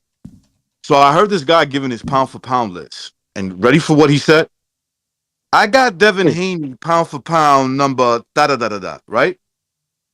But I thought he lost to Lomachenko. Wait, what? So my question is, what do you think, motherfucker? That's Not right. what somebody else thinks. The question is, what do you think about the pound for pound list? Now, it's fine for you to say, I kind of follow the mainstream narrative. You get what I'm saying? Now, I follow the mainstream narrative to an extent, right? I follow ESPN's, Ring Magazine, whatever, Box Rec. And so I kind of don't deviate from that. I go by wins and losses, the results, the official results. Okay, fine, then say that. But don't sit here and tell me this is my pound for pound list, and then it's subjective.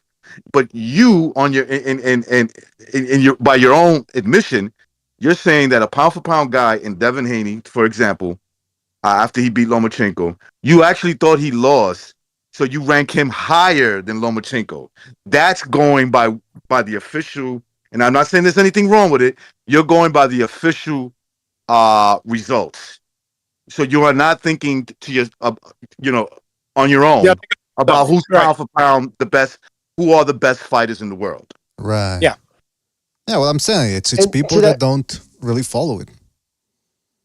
And to that person who said Canelo, listen, I respect Canelo. I think he's got the best overall resume right now, and you know what I mean? First ballot Hall of Famer. I mean, obviously, right? But that being said, you got to go by not only who you're beating, how you're beating them.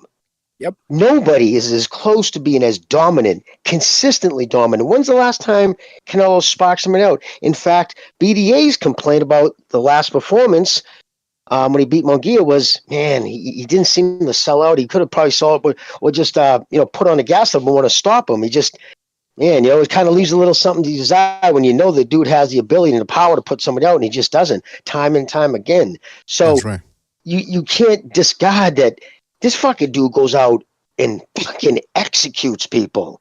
He puts them in fucking Twilight Zone. I mean, he sparks motherfuckers out time and time again. So it's dominant wins. So you got to factor that in. When you factor that in with everything else, there's not even open for discussion. Well, it's open for discussion, but it's just ridiculous. He's pound for pound number one. To piggyback off that, what we're saying, especially what you were regarding to what BDA was getting at. Okay, when Inoue gets to these higher weights of 126, and if he goes to 130, and if he's successful, I know there's a lot of ifs in there. When he gets someone hurt the way Canelo did Charlo and Munguia, he's not going to back off. He's going to increase the pressure, and he's going to go for that stoppage. Canelo coasting because he's okay. I've got it in the bag now. I've hurt these guys. By not keeping the pressure going and only throwing 30 punches around, being content with just landing like 30 power punches, and he doesn't land everything, I get that, but by landing this amount of power punches and keeping guys honest and willingness to go the distance versus the guy that's putting in the extra work, like you're saying, Jimmy. Right now, he doesn't have to, but I have every faith that at 126 and 130, he's not going to coast. He's got you on the heels. He's going to keep going. If it goes the distance, it goes the distance. If it doesn't, it's going to knock you out. And there's the difference on someone who's extremely good in Canelo and someone who's going to he's going to bury the topic, put cement on top and build a skyscraper. Done. There you go. That's how he's going to handle it. I mean, listen, as far as Bud being number one, if I may real quick, nobody aside from Jimmy has been, I actually, when I first started being a panelist or calling into the show, I was arguing with people about Terrence Crawford being ducked. Nobody wanted to fight him, how good he was, and everything else. I openly said on this panel, the winner between Inoue and Fulton is going to be considered higher, in my opinion, especially if Inoue wins, than the winner of Spence Crawford. Basically, my stance was Bud and Inoue, with their accomplishments, whoever won between those two was going to, Inoue would have been number one. I didn't think Fulton was good enough to be number one. And we all knew Spence was a solid, strong fighter, but overhyped and protected. We've said it on this panel before. So if he was able to expose Bud, then everybody who said his resume was weak would have been correct. But I knew in my heart he was going to expose Spence for what he was, an overhyped fighter.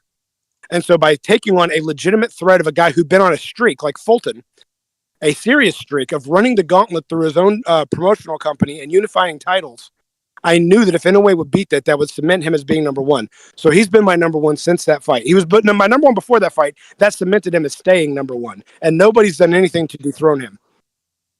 Well, there you go. That's why it's always exciting to have these pound-for-pound discussions, let me tell you, because we can go round and round with them, and ultimately it gets very interesting. I want to get to the phone lines here. We got a couple of people on hold. Don't forget to hit the like. Where are we at with the likes? We got to 100, yeah. All right, let's get it to, it's at 105 right now. I think 120. 15 more people hit that like. I think that's acceptable. I think that's a moderate thing to ask for. So let's get it up to 115, all right? Meantime, let's go to the phone lines here. Let's go to, who was here first? 463. Sober's here. Does he, Mr. BD? I don't know if you knew he was here. I didn't know that, no. But hold on, I already said I got to get to the... No, you can take the call, but next person on the panel, yeah, everybody, let's give it to Sober after that. All right. We don't want to hear from Sobers. I don't think I'm going to get to the phone lines today. Sorry, folks. No, take the call. 463, you're on the air. 463, what's on your mind? Finally, man. Shit, BD. It looks like you didn't win a lawsuit today, so you went live, so thank you for that. And also, I guess I'm going to get into this Inoue shit. I'm going to have an opinion that a lot of people aren't going to like, and I don't give a fuck, because, you know, I'm the word of God on this channel. And it goes as follows. So Inoue from Eye Test is clearly a generational, if not an all-time great talent. There's no doubt about it. But the whole notion that he's sparking out guys like Nery, who, yes, can punch, but technically are very, very flawed. And honestly, his power is what got him to the level that he's at. He has so many technical deficiencies. He's just been beating heavy bags. You know, there's been no elite pound-for-pound talent at 118 or 122 that he's beaten. And he's not doing it with the size disadvantages that guys like Usyk, Canelo, and Loma have. I know Canelo maybe coasted a little bit, and it was a closer fight with Munguia, but Munguia is technically a much better combination puncher than Nery. He is just a better fighter. He's tighter with his punches. I mean, Nery was fucking looping like a fucking retard in there. I mean, he was throwing the widest punches I'd almost seen in a long time at world level. He just looked like a dumbass. And you're going to sit here and tell me that he's comparable to Munguia, even though he's a champion in two divisions? Like, come on, man. So it's in a way an all-time great. I see him a lot like Crawford at 147, where from the eye test, he's comparable to the Junior Jones, the Eric Morales, the Barrera, the Prime Pacquiao, Prime Donaire, Prime Rigo, Wilfredo Gomez, of course. But in the same breath, I believe any one of those 7 guys I just listed could be Inoue at 122, and there's no doubt in my mind. He's there to be hit. No one's unbeatable. We know that. And if you look at guys like Usyk, who if he beats Fury, will have number 1 pound for pound, Canelo, Loma, even though they're a bit past their best, they're still fighting guys that are pretty fucking good, and they're winning more times than not against guys that are bigger than them, and that means something. That's what pound for pound means. Being a champion 4 or 5, whatever weight class, it doesn't matter. If you're the same size as the guy, you can't judge in terms of pound for pound what other guys are doing when they're having to fight guys bigger than them. And that's what Canelo did against Munguia last weekend. And yeah, it was a competitive fight, but he won conclusively and clearly. And that, to me, is as impressive, if not more impressive. Actually, I would say that's more impressive than Inoue starching Nery as a 13-1 favorite when he's so How was Munguia bigger than Canelo? You see, muscle weighs more than he's longer like Flab or... He's longer. No, he's not bigger. Canelo was thicker and stronger. He's bigger. He's bigger than Canelo. Yeah, he's a bigger man than him. But yeah, he's longer, taller, he's a better combination puncher, technically way better. All right, hold on. We're going to move on to... Munguia had a good amateur background, too, a gold, a national gold medalist. I mean, come on, man. Nery's no fucking Munguia, guys. We got to cut this shit. So as it stands in his prime from the eye test, I think he probably is the best fighter in the world. But of this generation, post Muhammad Ali, Floyd Mayweather, Manny Pacquiao, he hasn't shown me things that make me believe he's far and away better than, at his prime, better than Canelo in his prime, better than Usyk in his prime, better than Loma. I'm not saying he is worse than those guys. Hasn't he shown you? Hasn't shown me what's been his with the level of competition that he's better. Huh? What deficiencies do you see in Say that him? again. Hey, I'm What talking about Nery. deficiencies? He's a fucking looping retard, man. He has no fucking jab. No, What I'm are you not talking about. talking about? I'm talking about Inoue. Oh, well, no fighter's perfect. He lunges in sometimes. He comes in with his fucking chin down as he jabs. He has a great first step. Obviously, he can punch off the back foot. But, I mean, yeah, he's there to be hit. He's just like any other fighter. He's a great fighter, but he hasn't fought elite pound-for-pound talent in this prime. He didn't fight fucking Chocolatito, Ioka, Estrada, Chocolatito didn't want to fight him. Quadros, Rungvisai. Any fighter's open for criticism. I think didn't this want panel's been a anything little to bit do too with easy him. on Inoue. You mean obviously? But you got to put that in perspective. He didn't want anything to do with Inoue.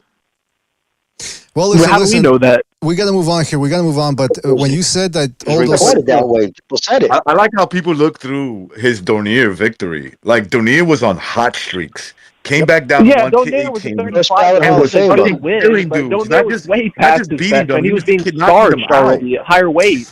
All right, but listen, we got to move on here. This is a discussion that we'll probably be holding an open panel, midweek open panel to have this discussion. Every 6 months we have to have this discussion because people are in red hot over it. Also, I want to say, Dora. I want to say that you said you have 7 people that you would pick over Inoue, but then again, you were pretty confident Munguia was going to beat. No. I said that you were pretty confident that Munguia was going to beat Canelo. So I gotta take what you say with a grain of salt there, just a little bit. Anyway, listen, we gotta move on.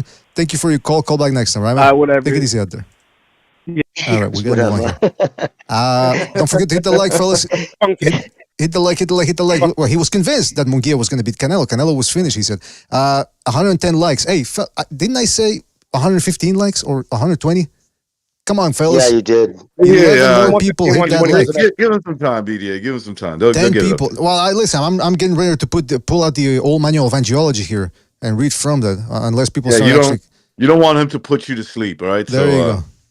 Start hitting them likes. 10 likes. Let's go to another phone call here. Let's go to 210. 210, you're in the air. 210. What's on your mind? Oh, hey, what's up? It's Southpaw Lefty. Southpaw Lefty, what's up, man? I thought he said Nesty.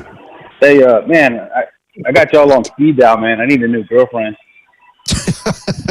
All right. We'll take that as a compliment, we suppose. What's up, man? No, I don't agree with the last caller. I mean, I agree with a lot of the shit he says, but Munguia was a smaller guy. He only had 1 or 2 fights at 168, and he was coming up. But the whole pound for pound thing, man. Smaller guy? It's 1A. Smaller guy? It's 1A. He looked really small in there. Hold on, fellas. Please let the callers finish, man, because otherwise we're going to be here all day. No, go ahead. I'll answer a question. Come on. I probably know more anyway. So go. I don't know if there was a question there, but was there a question there, guys? I don't agree that Munguia is the smaller guy when compared to Canelo. He's the visibly taller guy, and I think on fight night he looked like he weighed more than him. I could be wrong, but it looked like he did. Yeah. I just think because Canelo's so short and tall. I mean, his neck probably weighs like half of what Munguia weighs as it is because he's so compact, you know. But I think it has to be Inoue, man. I mean, I want to say Crawford, but activity matters, man. And yeah, it's I don't know why I wouldn't entertain any arguments if people say he has to come here. Those are usually the guys that are like in the hood, in the gutter, that they've never been out of the hood or the gutter, let alone their own city and state. Oh. So when you expect people like that to think abroad, like there's a bigger world out there outside our borders and out overseas, they can't comprehend that because they haven't left the block. You know what I mean? And those are usually the fucking scumbags that are usually having those talking points. So, and like you said, it's always like some weirdo. It's like some young kid with a basketball Jordan avatar. You know what I mean? So I see. I wouldn't pay them no mind. But it has to be anyway off activity. I want to say Crawford, but you know you got to fight more. You got to fight more. And with everybody, you can give asterisks to all fighters. You could say, yeah, Spence was a little shot. I mean, because he probably was, right? But he still got the win. You could say, but Nery wasn't that good. Yeah, but he still got the win. You know, same thing with Canelo. You know, his last 3 opponents was Charlo from 154, Ryder, and now Munguia. So, like, you can really knock any fighter if you really want to. You know what I mean? Absolutely. Yeah, absolutely. You're right. You can break down anything, denigrate anybody, or overrate anybody. That's for sure. All right, well, listen, Southpaw Lefty, we got to move on here. Yeah, go ahead. Yeah. I just want to say one more thing. If you do get drawn into a debate with the guys, just tell them to list like a structured criteria that has actual thought in it. You know what I mean? Not just, oh, he got to fight here. Oh, he's not big enough. You know what I mean? Or just and they usually can't come up with it. But that's all I got, guys. I'm out here shopping. So. Yeah, I hear that in the background. I'll catch y'all later. Good hearing from you, and my call bad, back dude. next time. No, that's okay. All right, take it easy, man. Thanks for calling in. Good call. Yeah, you can hear him. He was shoplifting there. That's why he had to go. But shout out to Southpaw Lefty for calling in. Don't forget, fellas, the phone number's right there on the left-hand portion of your screen. Southpaw was busy pulling out a Winona Ryder. Some people are saying, yeah, I mean, there you go. If you get that reference. Let's go to another phone call here. Let's go to 323. 323, you're on the air. 323, what's on your mind? What's up, motherfuckers? How's it going? Wait a minute. Hey, I was really enjoying that fight yesterday. It was great. I mean, the way Inoue fell, that must have knocked the fucking wind out of him, because I've been thrown like that in wrestling, and when you land on your side like that, holy shit, it's a shock. Like, he woke up, he came out of that kind of shocked, because if you saw the way he landed, it was like his whole side of the body just hit the canvas. And that was a rough fall, but I really enjoyed the fight. It was really really entertaining. As far as pound for pound list, yeah, man, I agree with you guys. He's the activity says a lot, and I get Dora's point. Dora's always there to be a contrarian, and I get it. I think he gets off on it a little bit too much, but I thought it was a really great fight. Hey, man, I ran into a site today. I got to tell you guys. I ran into it came up on my feed, and I clicked on it just out of curiosity. I don't follow these guys, but there's a strong culture of people that believe that Munguia. You know how people are saying Canelo carried Munguia? That Munguia carried Canelo. And it was so delusional, and it was so fucking strange. Wait a minute. I thought it was in a parallel universe. Well, wait a minute. There's people actually that believe that he held him up, literally carried him, that he held him up in the last round. Now, you're being very disparaging of people who believe that, but I think we got one guy in the panel who might or might not believe that. No, you don't. Oh, okay, go ahead. No, hold on. You don't understand what I'm saying. No, did you hear what I said? That they believe that Munguia carried Canelo. Well, that's interesting. Yeah, very fucking well, because I heard everyone's criticism about Canelo maybe carrying Munguia or pulling his punches, and yes, I did notice that. I did notice that at points he was going to throw a cross or he was going to throw a hook, and he just kind of like retracted. But I think that was more because maybe he was off balance, or he actually respected the power of Munguia, which that's totally plausible, of course. But I did not expect to see this whole kind of 180 perspective on the fight, and it was very strange. And I kind of looked into the guy's channel a little bit more, and of course, one of the first fights that was on the video was the Colo fight, and a lot of people were saying that was fake. But this kind of took me by surprise, because there were a lot of people in the comments that are really buying into this narrative. And it's complete. I mean, it sounds very crazy, and I kind of just wanted to get my head checked here to make sure, like, am I nuts here? Is this? Well, first of all, you are a little nuts. You are a little nuts with all that cursing. You're a little nuts. You're a little nuts, man, because with all that cursing and I'm nuts in crazy in other things, okay, but not in this. All right, I just want to make sure that this is okay here, you guys. That's why I'm calling in. God damn you, fucking guys! Hey, now wait a minute. See, that's what I'm saying. Now, I'm glad you said that. I'm glad you said you used to get sucking motherfucking. You used to get thrown. I'm gonna talk over that cursing, by the way. You used to get thrown around, and maybe that's why you curse so much, because you got CTE or something. You gotta control your mouth, man. I got fucking thrown in wrestling. I got thrown in wrestling on my side, and it knocked the wind out of me. It was a shock. At least he didn't turn you gay. Listen, at least he didn't turn you gay. I'm not kidding though. I'm just listen.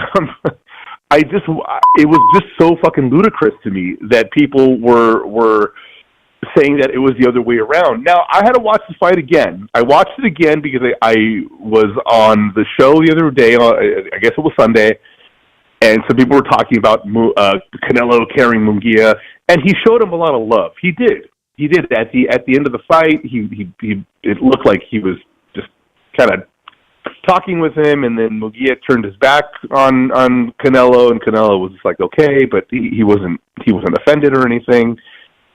And I keep hearing this narrative that, Canelo just didn't want him to get hurt or cared about his career, and I'm like, I don't know about that. But I watched the fight again, and I did notice some of those things. I did notice that Canelo maybe kind of let off the gas a little bit. I'm like, is he tired? Well, no, he's fucking standing at between rounds. He's not even sitting. I saw him pull his hand back, bro. I'm not crazy here, right? He pulled his hand back. He didn't, there were some times where he just pulled his hand back. He didn't commit I'd have to rewatch. to some shots. Right now, I can't comment much on whether Canelo carried him or not because I'd have to rewatch the footage. But to answer your initial question, yes, you are crazy. Yes, you are crazy, but not because of this situation. So we just have to rewatch the video. That's it, man. All right, listen, we got to move on, man, because we got a lot of phone calls here at Don Madrazos. But thank you for your call, and call back next time, right, man? All right, you guys, have a great fucking day. All right, all right. And calm down, Madrazo, calm down. I didn't hear his dog barking, so that means he either took care of it or, he took care of it, if you know what I mean. Like in the Filipino way that he took care of it. He's probably eating it right now. All right, listen, we got to get to another phone call here. Don't forget to hit the like. Really helps us out. Let's go on our phone call. Let's go to 470. 470, you're in the air. 470, what's on your mind? Hey, BDA, this is Vince. What's up, Vince? Yeah, I think Inoue is pound for pound number one. Just the activity that he's been, had. I think I saw a thing where it said Bud only fought twice since 2021. Whoa. Or 3 times. Inoue has fought 8 times since then as well. Yeah. Anyway, he's just dominating guys, and a lot of people talk about how he doesn't really fight a lot of top guys, or he's not beating best guys. All the guys that Inoue has beaten have either, like Maloney, Rodriguez, Donaire, they all held belts afterwards. They all held a belt. And even Fulton now, he could potentially be holding a belt if, Raymond Ford beats Nick Ball and he moves up. Because he could potentially fight for a belt at 126. And no, yeah, you're right. There's such a thing as quality over quantity, but the quality that Inoues is delivering. He beat the number 1 and number 2 guys successively in under 6 months when in 2023. Now he beats the number 5 guy. Yeah, and what other boxers doing that right now in boxing? Like what? How many boxers right now are saying, you know what? I want to beat I want the best guy at my division at the first new weight class. There's not a lot of guys you can mention on top of your head. That's right. No, yeah, that's a good way of breaking Right, I do have one thing. It's his wins of age, great. A lot of champions have to become champion again. But I do have one thing I want to say. You talked about earlier about guys who could challenge Inoue potentially, or maybe even beat him. I do got one guy. He's at 118 right now. They call him in Japan the next monster, Junto Nakatani. Now that dude, he's like now if anybody who could maybe get up to Pac's record or maybe tie it, it's him. He's already at 3 weight classes. He's at 118. He's only 26 years old. He's like a Japanese Thomas Hearns. He's just cracking, knocking dudes out left and right. And I heard a lot of rumblings that, if Junto doesn't get the fights, at 118 that he wants, he could potentially move up and fight Inoue at 122 possibly next year. That's, So I think that would be a great fight to see as well. I think that Junto could really give Inoue a run for his money. Listen, if Junto and Inoue fight in Japan, that could be the most explosive thing they've had over there since I'm not going to go there, but you know what I mean. That's probably going to be the biggest fight in Japanese boxing history. It would have to be, man. So that's a good name that we missed. You're right, caller, Vince. Yeah, Nakatani, that's one guy. I'm pretty sure they're looking into that too, man. The amount of money they'd make over there in Japan for that mega fight, yeah, you have to assume they're looking at it, man. That's a great point. We got to move on here, Vince. Anything else? Anything else you want to say? No, I just really enjoy your show, man, and thanks for having me on. Thank you for your call, man. Call back next time. Take it easy out there. All right, that was Vince right there. That's a good name too, by the way. The Nakatani thing, I forgot about that. That's true. Now, don't forget to hit the like, fellas. Hit the like. It really helps us out. And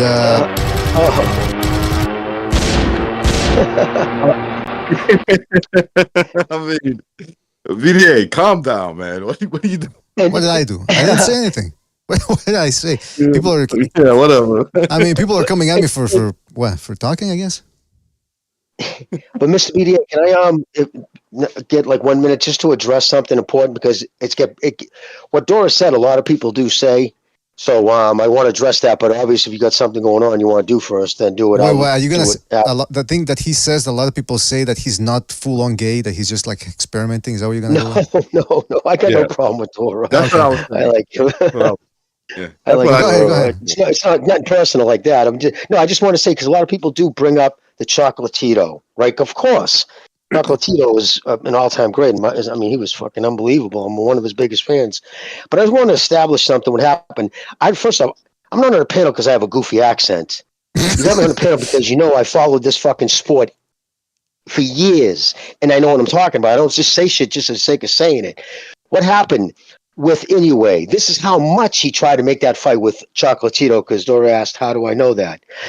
September 10th, 2016, Inoue flew into the United States for one reason, to be in the audience when fucking Chocolatito fought in Inglewood, California in 2016.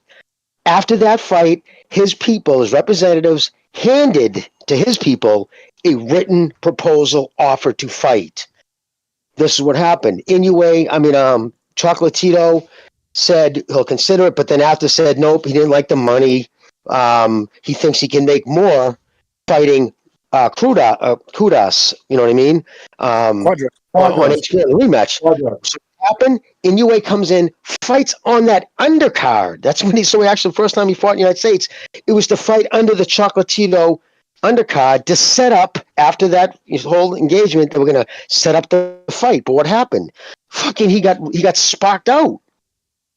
No, he fought under the undercard. It wasn't Kudas. It was under Ringvingasai, or what, I don't know his real name. That's not his real name, but he got sparked out at Chocolatito. So that's what blew that up.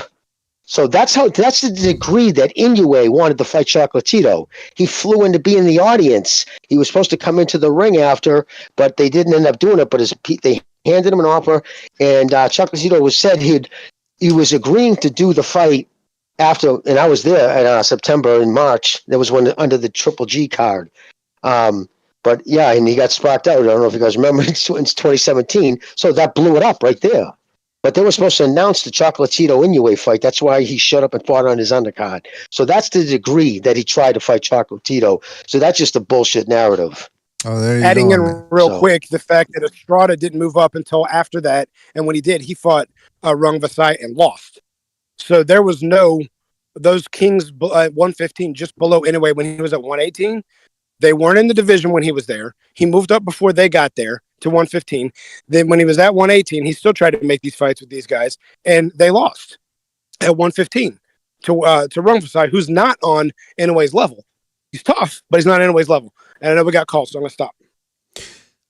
Let's go. Don't forget to hit the like, fellas. Hit the like. It really helps us out. Again, it really helps us out. And it takes 2 seconds to do. All right, let's go to the phone lines here. Continuing on, let's go to 909. 909, you're in the air. 909, what's in your mind? What's up, BDA? It's Earl Stevens. Earl Stevens, what's up, man? What's up, man? Salute to the panel. I respect the panelists' opinions. They got great opinions. Inoue felt like Crouching Tiger, Hidden Dragon. That should look like wire work. Probably exaggerated. Inoue looked great. He stopped the fight. Canelo, with the power and the constitution to beat bigger fighters. Canelo is a real tank of boxing. Canelo's the only small dude consistently fighting obviously bigger men. Canelo, he has the beautiful ability to throw to the body and get away unscathed. That's pure skill, number one. I got Canelo number one pound for pound compared to Canelo. With his size, his constitution, his power. I haven't seen a fighter consistently be outmatched by sheer size like Canelo, period. That was very well said there, Earl Stevens. And you said disposition. Yeah, what about his disposition Man, too? I had man, hey, BD, I had to write that shit down. Man, I was on fucking hold for like 30 minutes, bro. No, but hey, listen. I thought I was the first dude that called in. I thought I was the first dude. You motherfuckers have your shit on speed dial, bro. No, but listen. God damn. I mean, this whole thing about pound for pound. I mean, the way I see it, I don't know if you agree with this. There's 5 guys out there that have made their mark as being cream of the crop, and that's Crawford, Inoue, in no order, by the way. Crawford, Inoue, Usyk, I would say Canelo, and I would say Beterbiev too. But the problem with Beterbiev, of course, is the lack of activity. I mean, this guy only fights once a year now. But what do you think? Is there how confident are you? How confident are you that Canelo's number 1, and how much would it take for one guy to overtake the other? Very little, a lot? No, you know what I think is Canelo is such a small motherfucker that's so physically strong for his size and so like tough. This dude is just, he could take the punches of because Munguia, he's a knockout puncher, bro. Combination puncher that's bigger than him, bro. Like what he showed me against Munguia, this dude, like, he's a real tank, bro. Like, Tank is not a tank, bro. He's Tank Davis, bro. It's Saul Tank Alvarez. This is a little fucking tank, bro. Oh, there you go. I haven't seen nobody be. Is, bro. Yeah, I'm saying, like, pound for pound. Tank, as far as this constitution, this guy's fucking the toughest dude in boxing right now. Like that's the most thing that impressed me. Other than his defense, he has a beautiful defense. He rolled with his shots, clean inside punches and shit. But fucking Canelo, fucking, I don't know what the fuck he's made out of, bro. But he's a little motherfucking tank. There you go, man. It's you know that's what what I it wanted is. to say. It's years of being taunted over there in Mexico for being a redhead. That'll toughen you up, man. Like a boy named Sue, the Johnny Cash song. All right, well, Earl Stevens, man, thank you for your call, and call back next time, right, man? Take it easy out there. Salute. He makes a good point, though, about, you know, when you talk pound for pound, you also take into consideration the guy's disadvantages against other opponents. So that's something to consider right there as we continue. That's why along. I still got Canelo definitely in the top 5. At least he's got to be. There you go. Because every time I see him in the ring, he's a lot smaller. And he's not just winning these fights, he's beating these guys up. You know, he may not be knocking them out, but they're surrendering. You know, they're like, yo, I'm not fighting this guy. Yeah, that's why I wouldn't be pound for pound number 1 based on the dealings in the streets, because I just one touch, boom, they go down. So how can you really gauge my skills if I'm just that good at one punch hitting, quitting? Let's go to another phone call here. Are you still sleeping? Are you still sleeping? Well, I mean, I don't taunt people that way, but let's just say that everyone that are you still sleeping? Because it sounds like you're talking from your dreams. Come on, wait a minute. wait a minute. I'm not even gonna try to justify what I just said there, but we'll leave it at that. You're the man, BDA. You're the man. I know I'm the man. You don't even have to tell me. I'm sorry. I'm just letting you don't have to remind me. Let's go. Hey, don't forget to hit the like, fellas. Hit the like. It really helps us out. Let's go to our phone call here. Let's go to 713. 713, you're on the air. 713, what's on your mind? Hello, guys. Yes, you're on the air, 713. Hello, you hear me? Thanks for having me on the show. And I was just going to say, Inoue, it's to me on my second best pound for pound pound for pound list. And I would hold Terrence Crawford to be second best because he fought Errol, and then they put him, supposedly, he was unofficially iced out for that rematch clause. So I wouldn't say he didn't want to fight top guys. I think he was just iced until supposedly they were going to rematch Errol. But he has intentions to move up to super middleweight, and hopefully he gets the championship. Well, congratulations to Inoue for winning the fight the way he did. I think this weight division, it's showing that the weight begins to be an issue because the guys just hit harder. I mean, he's been on the floor. He looked like he was shook. And then, he came back and defeated him by TKO. I just want to say that also that it's a shame that Ryan is behaving himself in the sport of boxing the way he is. He still has to go through the process. Both camps hopefully get straightened out. It's a shame. And then And as far as Canelo, he's pretty good. I also believe that his trainers, Eddie, he's a young trainer. He's not. I don't think he's even 40 yet. And I think he's still researching. He's still trying out new things that could work for Canelo, being that he's also so young. And then like this camp, supposedly was in the high mountains, high altitude in California. He's the footage showed that he was taking ice baths and the cold water, the new way of recuperating from training camp. And then I think he was a vegetarian, but I think he cut that out. And then the Canelo incident happened. So I believe Canelo's camp is still trying to figure out what's best for them. And I wouldn't even say that he gasses out bad. He's just fighting in such a blown-up division where his opponents are just naturally too big. And as a result, that he kind of gasses out at the end. But they probably blow up as much as 20 pounds, 30 pounds. But that's my take on it. Guys, hit the like button. I like the show. We enjoy the show. I understand you the super chat, but at the very least, hit the like button. Thanks for having me on the show. Thank you, man.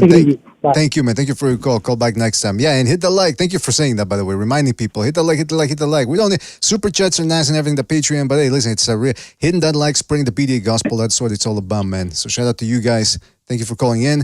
Let's go to another phone call here. Let's go to 347. 347, you're on the air. 347. What's on your mind? Hey, what's up? It's NPR. How you guys doing? Oh, NPR guy, what's up? So Inoues my number 1 pound for pound, and he became my number 1 pound for pound with the Fulton fight. Isn't it interesting how every LDBC supporter had Fulton on their top 10 pound for pound list before that fight? All of them, Dante's Boxing Nation, Aki TV, every single one of these clowns had Fulton as a top 10 pound for pound. That's right. But as soon as Inoue won, they were like, oh, well, no big deal. Now they don't give him credit for that top 10 pound for pound. But every single one had him on their list. As far as his contract, it's in his contract when he first became a pro that he fight nothing but contenders and champions from fight one. There was no development time. It's not like Canelo that went 30 fights before he fought somebody, or whatever, I don't know, 28 fights before he fought anybody. All of these guys, there was no development time. He went straight into the fire from fight number one. He got his pound for pound, his undisputed titles in 2 years running, 2 consecutive years running. He's had 7 fights in the time that Terence Crawford has had 3 fights, and 3 fights in the time that Terence Crawford has had 1 fight. He's active. A couple of years back, well, many years back, when Pac was on the pound-for-pound list, as far as number 2 or number 3 or wherever they had him, I didn't think he deserved to be there because he was so inactive at that time. They just kept him lingering around there. And so we got to call a spade. If you're not active, then you don't deserve the top spot anymore. You know, and I think that's a main thing. These last 3 fights by Inoue have been so dominant. I haven't seen a fighter fight like that in my lifetime. That has been just absolutely from the moment of the Nery knockdown. It was probably because Inoue had a grudge against this guy, and he wanted to be a kind of take the honor of the nation upon himself. And that was more of his overzealousness than it was, Nery's this great fighter. Because if you take a look at the rest of that fight last night, what you will see is the most significant thing he did after that one punch was get knocked out. That was the most significant thing he did. Nery did after that was get his own ass knocked down. So I think Inoue's a super generational talent. I think Jimmy's absolutely 100% correct on this. I haven't seen anything, and how lucky are we? How lucky are we to be witnessing this? You know what I mean? And Crawford too, as well. I mean, Crawford's a magnificent talent. I'm not knocking that guy at all, but he hasn't been active enough. You know, I think that Bob Arum is Inoue top rank. Partially. Partially, yeah. I think if Bob Arum, who doesn't seem to be in with the Saudis, if Bob Arum is smart and plays their cards right, he can go 3-time undisputed before Terrence Crawford, because you know that's exactly what the Saudis are trying to do. And if he does that, which I don't see him losing until he hits 130. And that's how, I mean, I can't imagine it. I could be wrong, but I don't see him losing. If he just keeps his level head about him, there's nobody out there. Brandon Figueroa can't beat him. There's nobody that I think can beat in a way. Like, well, I can't see it. Never say never. Never say never. This is the theater of the unexpected. But we shall see. Anyway, I'm sorry I didn't call in ahead of that fight, because I did call it and I was hanging out with my friends. Come on. And I called it. I said he's going to knock me out in the sixth round. I'm so sorry I didn't mention. I missed all the setup calls for the setup shows. There you go. For that. Well, listen, give us the lottery numbers for the next jackpot, if you're really that good, man. All right, gentlemen. Day as well. I'll see you later. Take it easy. Thank you for calling in, NPR. That was NPR, everybody. Excellent breakdown about pound for pound. Don't forget to hit the like. It really helps us out. Let's keep on here with the phone calls. We're about. Then we got to get back to the panel here, because we still have other things to discuss. Believe it or not. Let's go to 916. 916. You're on the air. 916. What's on your mind? Yo, what up, BDA? It's Black and Brown. Oh, Black and Brown. What's up, man? Oh, nothing much. I heard you guys talking about your pound for pound, so I had to call in and just talk about a little bit one of my favorite topics in boxing.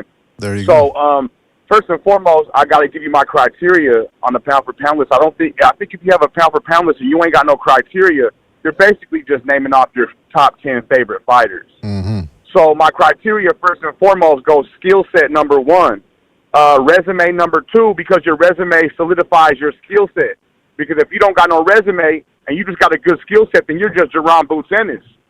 So resume number 2, accomplishments and accolades number 3, because that shows what you've done with that skill set. So, and then I got number 4 is activity. And I think Monster Inoue checks all those boxes. I think Monster Inoue has the best offensive skill set in the game. And I don't think it's even close. Offensively, he's the best fighter in the game. You go down to resume, he has a great resume.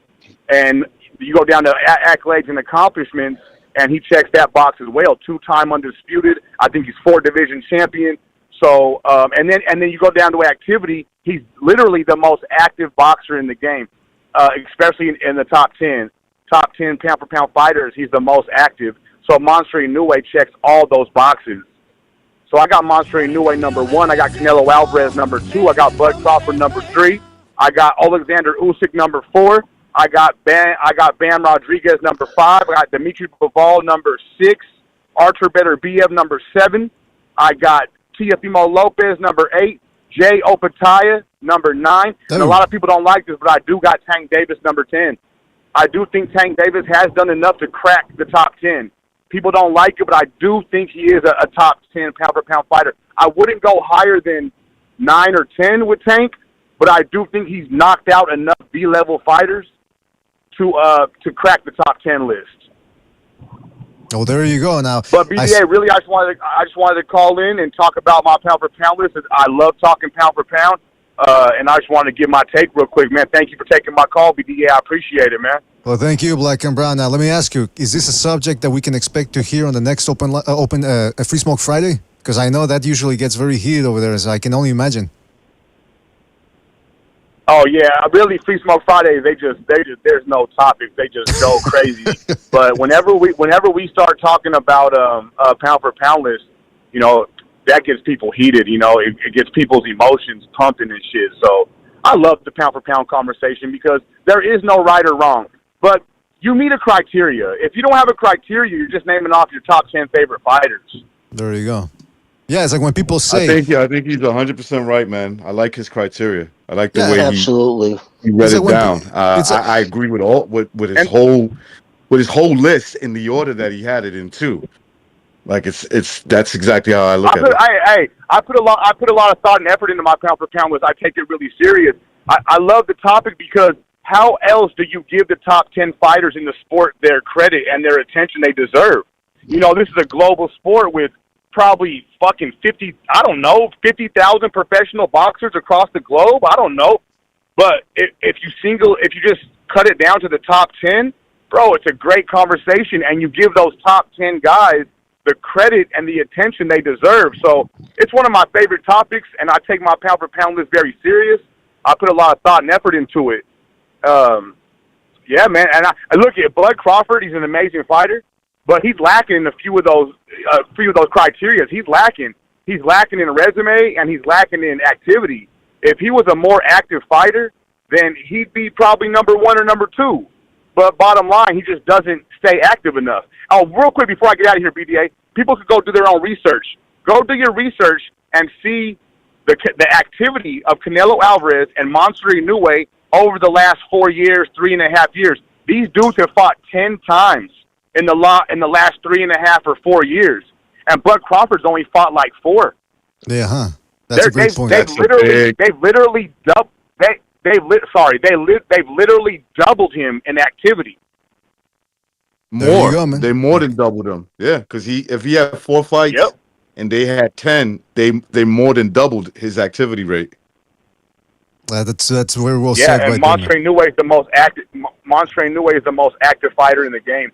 I don't know how anybody doesn't have him number 1. He literally has the best offensive skill set in the game, and I think Dimitri Bivol has the best defensive skill set in the game.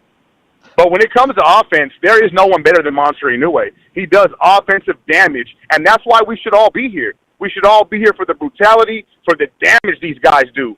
And that's another reason why I don't have Shakur nowhere near my top 10. He just doesn't do enough offensive damage. There you go. He just doesn't do enough offensive damage, bro. There you go. Yeah, bro, it's just not. There's no damage. There's no offensive damage. This dude is not violent. He's too soft. You know, it's just all running and defense, and that's never going to get on my pound for pound list. That's a great point right there, man. That's a great point there, Black and Brown. Well, listen, to Black and Brown, man. I like his list. I don't agree with the order, but his list is good too. I don't totally agree with the order, but the list of the fighters that he got there, I think is spot on. Well, he told you why. Respectable. Yeah, he told you why he put those guys on that list. So you got to give it up to him for the criteria as well. Yeah. That's the important thing. All right, well, listen. People treat it as a popularity contest. Yeah, exactly. All right, listen, Black and Brown, man, we got to move on here, but thank you for your call, and hope you call back next time, Gwen. Take it easy out there. Thank you, BD. I appreciate it, man. You guys take it easy, man. You too, man. Take it easy out there. Yeah, don't forget to check out Black and Brown. Check out Black and Brown Boxing, especially the Free Smoke Friday. I think I've said it before numerous times, but I'll repeat it here since he called in again as well, rather. Free Smoke Friday. It's not for everybody. Some people can handle the intensity, but it's got to be one of the most entertaining things out there in the YouTube boxing community. So make sure you check out Black and Brown Boxing. You won't be disappointed. All right, don't forget to hit the like, fellas. Hit the like. It really helps us out. Let's go to another phone call here, and then we got to get back to the panel because we got a lot of things to discuss here. 510, you're in the air. 510, what's on your mind? What's up, Jimmy? What's up, Recognize? What's up, Chief? I'm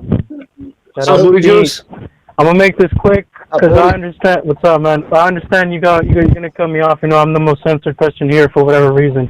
To make things very, very simple, Inoue across the board by all metrics is the pound for pound.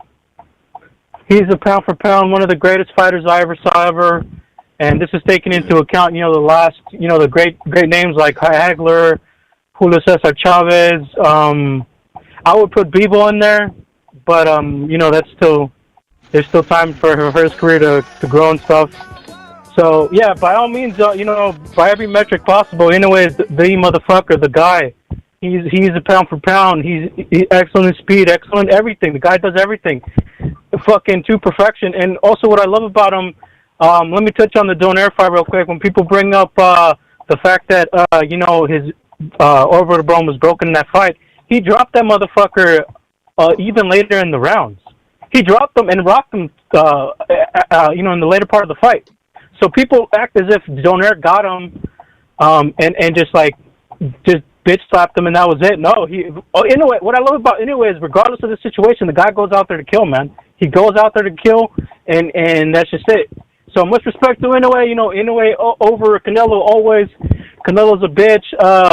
Fuck all the fanooks in the chat. Am I saying that right, Jimmy? Fanooks? Is it fanooks or fanooks? Yes. Yeah, that's a good way. Yeah, it's fanooks. Yeah, fuck all the fanooks, aka the Canelitas, and that's it, man. I'll let you guys go. But yeah, Inoue, pound for pound, long live Inoue, the greatest fucking Japanese fighter there ever was or is. And much respect to him and his career. I'm looking forward to see him fight anybody else. That's it. All right. Well, there you go. That's Booty Juice's opinion. I was gonna put up a disclaimer there, but because of all the cursing. But listen, hey, I gotta admit, BDA, man. He had to bring up Canelo. I know he's a very controversial guy, but he's still my guy. There you go. There you go. He had to bring up Canelo, by the way. But anyway, listen, fellas, don't forget to hit the like. It really helps us out. Now, let's go. By the way, Gonzalo, I sent you the link, man. I don't know if you... Maybe I have to resend it because I sent it 2 hours ago. Maybe that's why. But anyway, I'll try to resend it. For the moment, don't forget to hit the like. It really helps us out. Let's see where we're at with the likes here. Otherwise, I might have to pull out the manual. Okay. We're good with the likes. We're good with likes for the moment. But if people want to, I suggest people keep hitting it. Keep hitting that like. Hey, recognize. What? You know how Booty Loose is still your guy? Well, he's still my bitch. Come on. Now, wait a minute. What's going on here? Tobin is just trying to instigate the fire. That's what he's doing. All right. Now, listen, I wanted to bring this subject up now that we're back here on the panel. And by the way, the phone lines are still open in case anybody wants to call in. But for the moment, we got business to discuss. This Saturday, the return of Vasil Lomachenko taking on George Kambosos. Lomachenko's 36. He also said on Boxing Scene, I believe today or yesterday, that he doesn't see himself long in this game. He believes he might have 1 more or 2 years. And after that, he says he's feeling the pace now. He has to recover, take more time to recover after fights. What do you guys think? What can we expect this Saturday? The same old Lomachenko or an old Lomachenko? I don't like that, BDA. I don't like that talk, man. I'm just saying, I got him over Kambosos, but that whole shit about talking about when he don't see himself fighting, he's giving himself a timetable. Guys like that almost check out. They're checking out already. Not him, though. I think the same, but not him. I think he might be checking out. Now, I'm not saying he's gonna go in there and lay a dud. I'm not saying that, but he's giving himself a timetable, and I just don't. Like, listen, I think he's a Hall of Famer. To me, he's an all-time great, in my opinion. But when you start hearing this little talks of, I don't see myself fighting past 1 or 2 years. Guys like that start checking out pretty, they're telling you pretty much that, their heart's not all the way in it. Well, that's what I'm saying. Wait a minute. Don't you say the same thing? I've heard you say the same thing about this show. It's like, I see myself doing this show 1 more year, maybe 6 months. And so should we be worried? Yeah. I mean, I'm a little different, though. You got to understand something. You can't compare me to Lomachenko, though. That's what right. I'm saying? Like, I'm a different breed. So, Okay, just so when on the flip just when I think that I'm out, I get back in. Pull it, you back in. I've always been like that. Yeah. All right. So, on the flip side, though, like Roy Jones and Oscar De La Hoya said at multiple times in their career, they only had a few more years to do, and they fought much longer. Now, some of them passed their primes. Well, both of them passed their primes, just like Lomachenko is. All this means to him is that he's already enlightening himself to the fact that he knows that there's going to be a life after boxing, and he needs to start finding some of these interests. That doesn't mean I hear what Recognize is saying with some guys, the lesser fighters. I'll give a perfect example. As I try to say that, I can't remember this. The one that Haney fought before Garcia. Prograde. Oh, I want to try MMA. I want to do this. You're already not a great all-time great full-time boxer. You're a 2-division champion. You're a good fighter. You're a solid fighter, but you're a Paul Malignaggi level fighter. You've won a title more than once, but you don't beat anybody great. You might give him tough fights, but you're never in it ahead. That's where you're at. Lomachenko's not that guy. And guys like him may say they're thinking of something else, but you got to, Simon and Garfunkel's the boxer. I'm leaving, but the fighter still remains. In Lomachenko's case, that fighter's never going to go away. He's just going to do something else for a living. And some of these other guys, the fighter does go away. Well, you know what though? It could be more mental than it could be political too, because he's probably thinking, he's done it all at the amateur level and professional level. So he's probably thinking, well, I've done it all. What more? What else can I do? Also, that Haney thing must have stuck in his craw. The fact that he beat the guy, and instead all the adulation now goes to Ryan Garcia, fucking twink, master of the twinks on the internet. So he's probably thinking, why should I keep on doing this? But I'll say this: when you're as dominant as Vasyl Lomachenko, and I can relate to him, when you're beating somebody up so easily, it makes you go, hey, maybe I can stick around this sport for 4 more years. So if he beats the crap out of Kambosos, maybe he's gonna rethink his spiel. I don't know. Yeah, that could happen. I mean, the one thing I would agree with Chief, that he's never shown, at least in the fights that I've witnessed, lack of effort. Like, this guy's coming in there to beat the shit out of you. He wants to dominate fighters. Right. I don't expect that to leave. But what I question is, will he constantly put in the work if he's giving himself a timetable? That's the only thing I would question. But like, in terms of his effort in the ring, he's always going to give you his best. Once he's in that ring, once he signs that dotted line, like, he's trying to win. You got to kill that dude. That's a good point. To an extent, he has dropped the ball a time or two. I mean, and when I'm lecturing him, I'm talking about there's only 2 fighters today that I call must-see TV, as I think Steve Kim once said. You have to watch when they fight. And for me, that's Lomachenko and Inoue. When they're fighting, if I can't see the fight because like I'm at work or I have a family engagement, because you guys know family comes first for me, but I guarantee you, not long after, I'm figuring a way, even though family comes first, where I'm going to find the replay or someone's going to hook me up with a copy so I can see those 2 guys. Having said that, Lomachenko took his foot off the gas against Lopez. He couldn't find a second gear and outsmart Sosa. Now that was Soto, and that was a learning thing for him, and I get that. But the limited fighter Soto is, he should have been able to find a way to win that one. Even though it was only a second pro fight, I know this.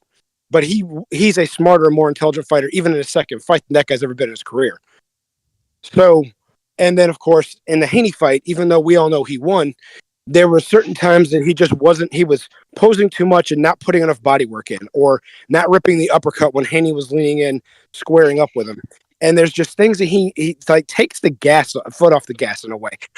I think it's because he thinks he's already ahead. And he's his own worst enemy when it comes to that. He beats himself more than the opponent beats him. And that's not to take anything away from the fact that I agree he's a first bout Hall of Famer and an all-time great. He clearly is. Both amateur and professional, you're not going to find a person that's got more accolades in the short amount of time he's done both. His amateur career was long. His pro career has not been. And he's still accomplished more than most. You know what? That's a great point, because I know I'm ahead of everybody else, but I still don't tell myself that. I always keep in my mind, like, no, you got to do more, So, but not everyone is like that. So you're right. Lomachenko is probably making that mistake. Also, real quick, shout out to Uncle Pete for his contribution to the super chat. He says, is NPR wearing someone else's face skin like a mask and smoking a cigarette through the mouth while making this call? Oh, come on, Pete, come on. He's got to throw out that stereotype that NPR is a serial killer of some sort, some psychosexual killer. Come on, man. Come on. That's wrong. Pete, you're a little out of line, Pete. A little bit. He is a little bit along, a little bit. And shout out to Pugilist Zine for his contribution to the super chat. He says, ask artificial intelligence for a top 10 pound for pound. What are the results? Well, I mean, I don't know. Depends. If you ask Microsoft's AI, they'll probably give you, Martin Luther King and Mahatma Gandhi or something. I don't know, man. But we'll see. We'll see what the AI has to say. I'm going to try that now that you mention it. Also, by the way, I gotta go to the latrine real quick. So you guys keep cooking about that Lomachenko thing. Who you want to see him fight next? How much longer you think he could fight? And I need some confirmation that there's still people on the panel here. Well, Chief, if you gotta go, you gotta go, man. Don't wait on my account. But I'll stick around till you get back. We're not quite ready yet. So well, yeah, I don't know, Jimmy and Never Souls, are they still there? Or? Yeah, what up? I see their icons. You guys go ahead. You guys go ahead. Can y'all hear me? Yeah, we hear you. Who would you want if he wins this in spectacular fashion? Who do you want to see him fight next? At 135, I'm not sure. I would. I feel like I'm not sure if I'm not sure if Inoue could not Inoue. What the fuck? I'm not sure if Lomachenko could beat him at this stage in his career, dude. But I feel like a fight that I always wanted to see. I wanted to see Lomachenko whoop Davis's ass, and I feel like he always would have had an easy time with him, and he'd make him look dumb. And I think even still in his waning years, he still could school him. I think he could still beat him now. It might be more of an effort. But then again, he could just dazzle the crap out of Tank. But we're at this stage, being a natural featherweight, I just don't know what his body's going to take as far as that power goes. He's tough enough that he's not going to let himself go down. If he gets knocked out, it's past what his will let him do, and we know that. But Tank also doesn't like getting hit very much. Now nobody does. I get that, but like he really doesn't like getting hit. Almost Mayweather type. Even though he's tough enough to take those shots, don't get me wrong. He doesn't. If you're hitting him a lot, it gets in his head. Like when he was fighting Cruz, it kind of gets to him. He doesn't like it. Might try and fight back, but it throws his game off. He wants to be the one dominating from bell to bell. Yeah, bro. To add to that, dude, what's his name? I think he's at 126 or 130 right now. Joel Gonzalez. He beat him in the amateurs. I've seen a little clip of it, right? And obviously it's like from the amateurs, but you can see the pattern still even comes today because you're pointing it out. And just piecing him up, kind of like Leo Santa Cruz was. And Davis, he just turns his back in the middle of the fight. It's amateur bout, but he just turns his back on him like 2 or 3 times till the referee kind of just stops it. Like you could tell he just completely shut down mentally, and he just didn't want to just be in there anymore. And he just said, "Fuck this! I'm better than this." And he just started trying to walk off, basically. And I can see him doing that in a fight against Lomachenko. He's surrounded by so many. Real quick, Jimmy. He's surrounded by so many that if the fight's not going his way, he should be able to dig deep and pull it out. But because he's never had to, and so many guys are going to tell him that he's winning even when he's not, unless his eyes are swollen and he's busted up, which Lomachenko usually doesn't do. So if he's getting pieced up, but it's not showing and he's not feeling it, and his corner's going to be telling him, "Oh, you're still winning the fight," it'll go to the decision. It might be a solid 7-5 loss for him, like an easy, convincing 7-5 loss. He'll still think he won because his people will be telling him that he won. So I don't know if he knows how to dig deep because no one's ever told him, "Hey, you got to get out there and go get this done." Mayweather did one time. I don't remember if it was the Cruz fight, if it was the Isaac or if it was the. It was Isaac Cruz. It was Isaac Cruz. Okay. Yeah. So Mayweather told him, but nobody else was really telling him, "Hey, you got to go get this." That was the reason why he wanted to leave Mayweather, because he insulted his trainer by going up on the apron and basically taking his trainer's place out there. But listen, we have to establish one thing, because narratives get pushed all the time. And make no mistake, he ducked Lomachenko so brutally. It was so laughable to the degree when Tank and Floyd had their first falling out, because Tank wanted to train in Baltimore, stay at home, and Floyd wanted him to come out in Vegas to get away from the goonery, and he didn't. So they had a big falling out. That's the first time he started attacking each other a little bit on Twitter, and so Bob reached out to Aram, said, "Hey, I want to make that. Why don't we get this Lomachenko fight made?" Bob's like, "No problem, let's do it. I'll send you the paperwork." It was actually back and forth until Tank found out.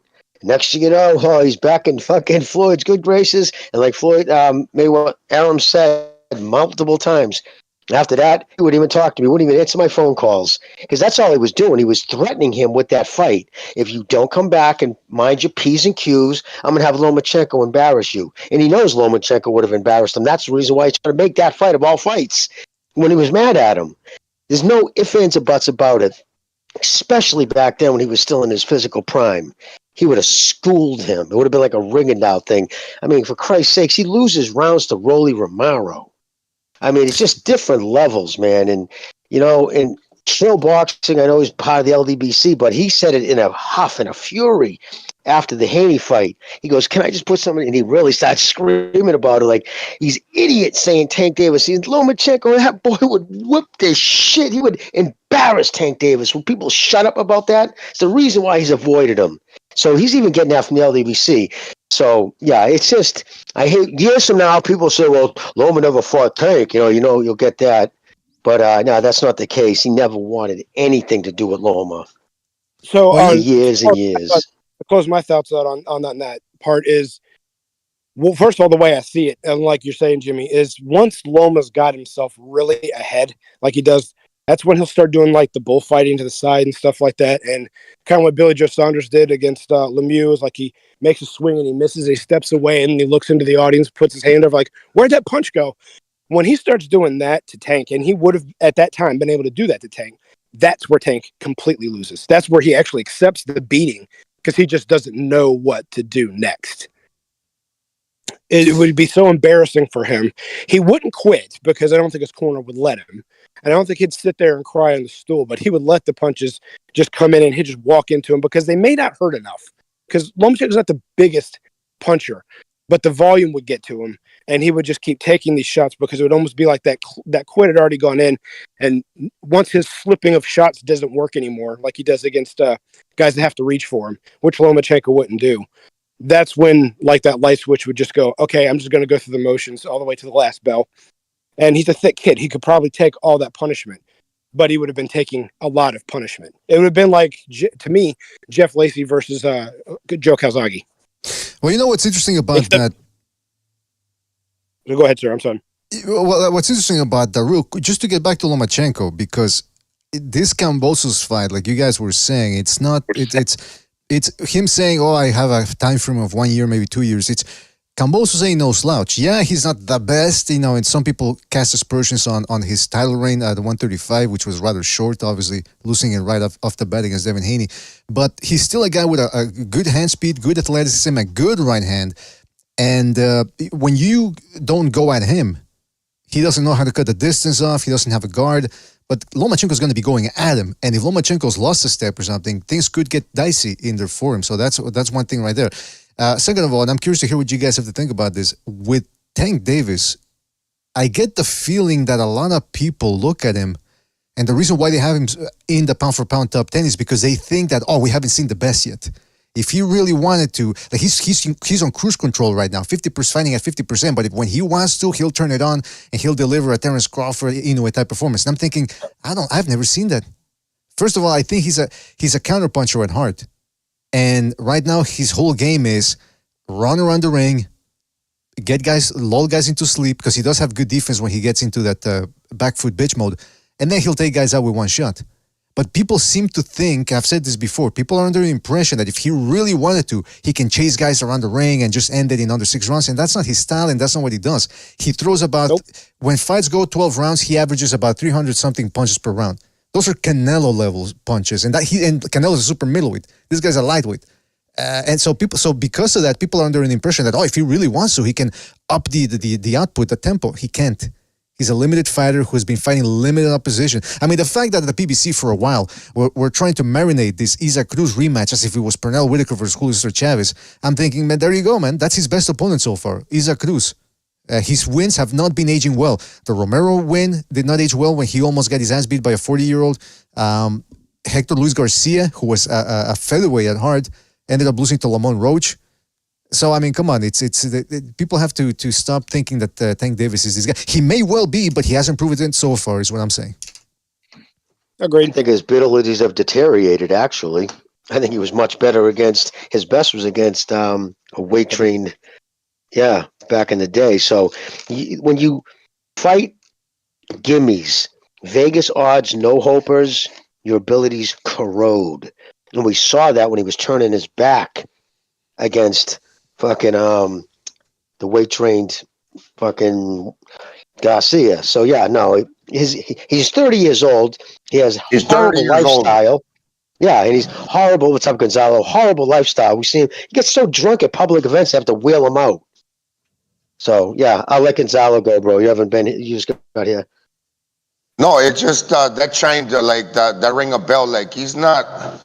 Look, we're all getting older, but to think that this guy's a young man for in boxing terms, I think he's 30. No, Julio Cesar Chavez was most likely he was a shell of himself because he was doing the drugs and like living the fast life.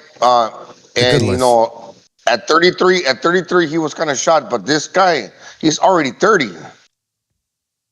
Well, he's going to be close to four. He's 27. No, how old is he? Let me just double check because I think he's 20. Oh, yeah, you're right. He's 29. I thought he was 28. He's 29 years 29. old. He's running 30.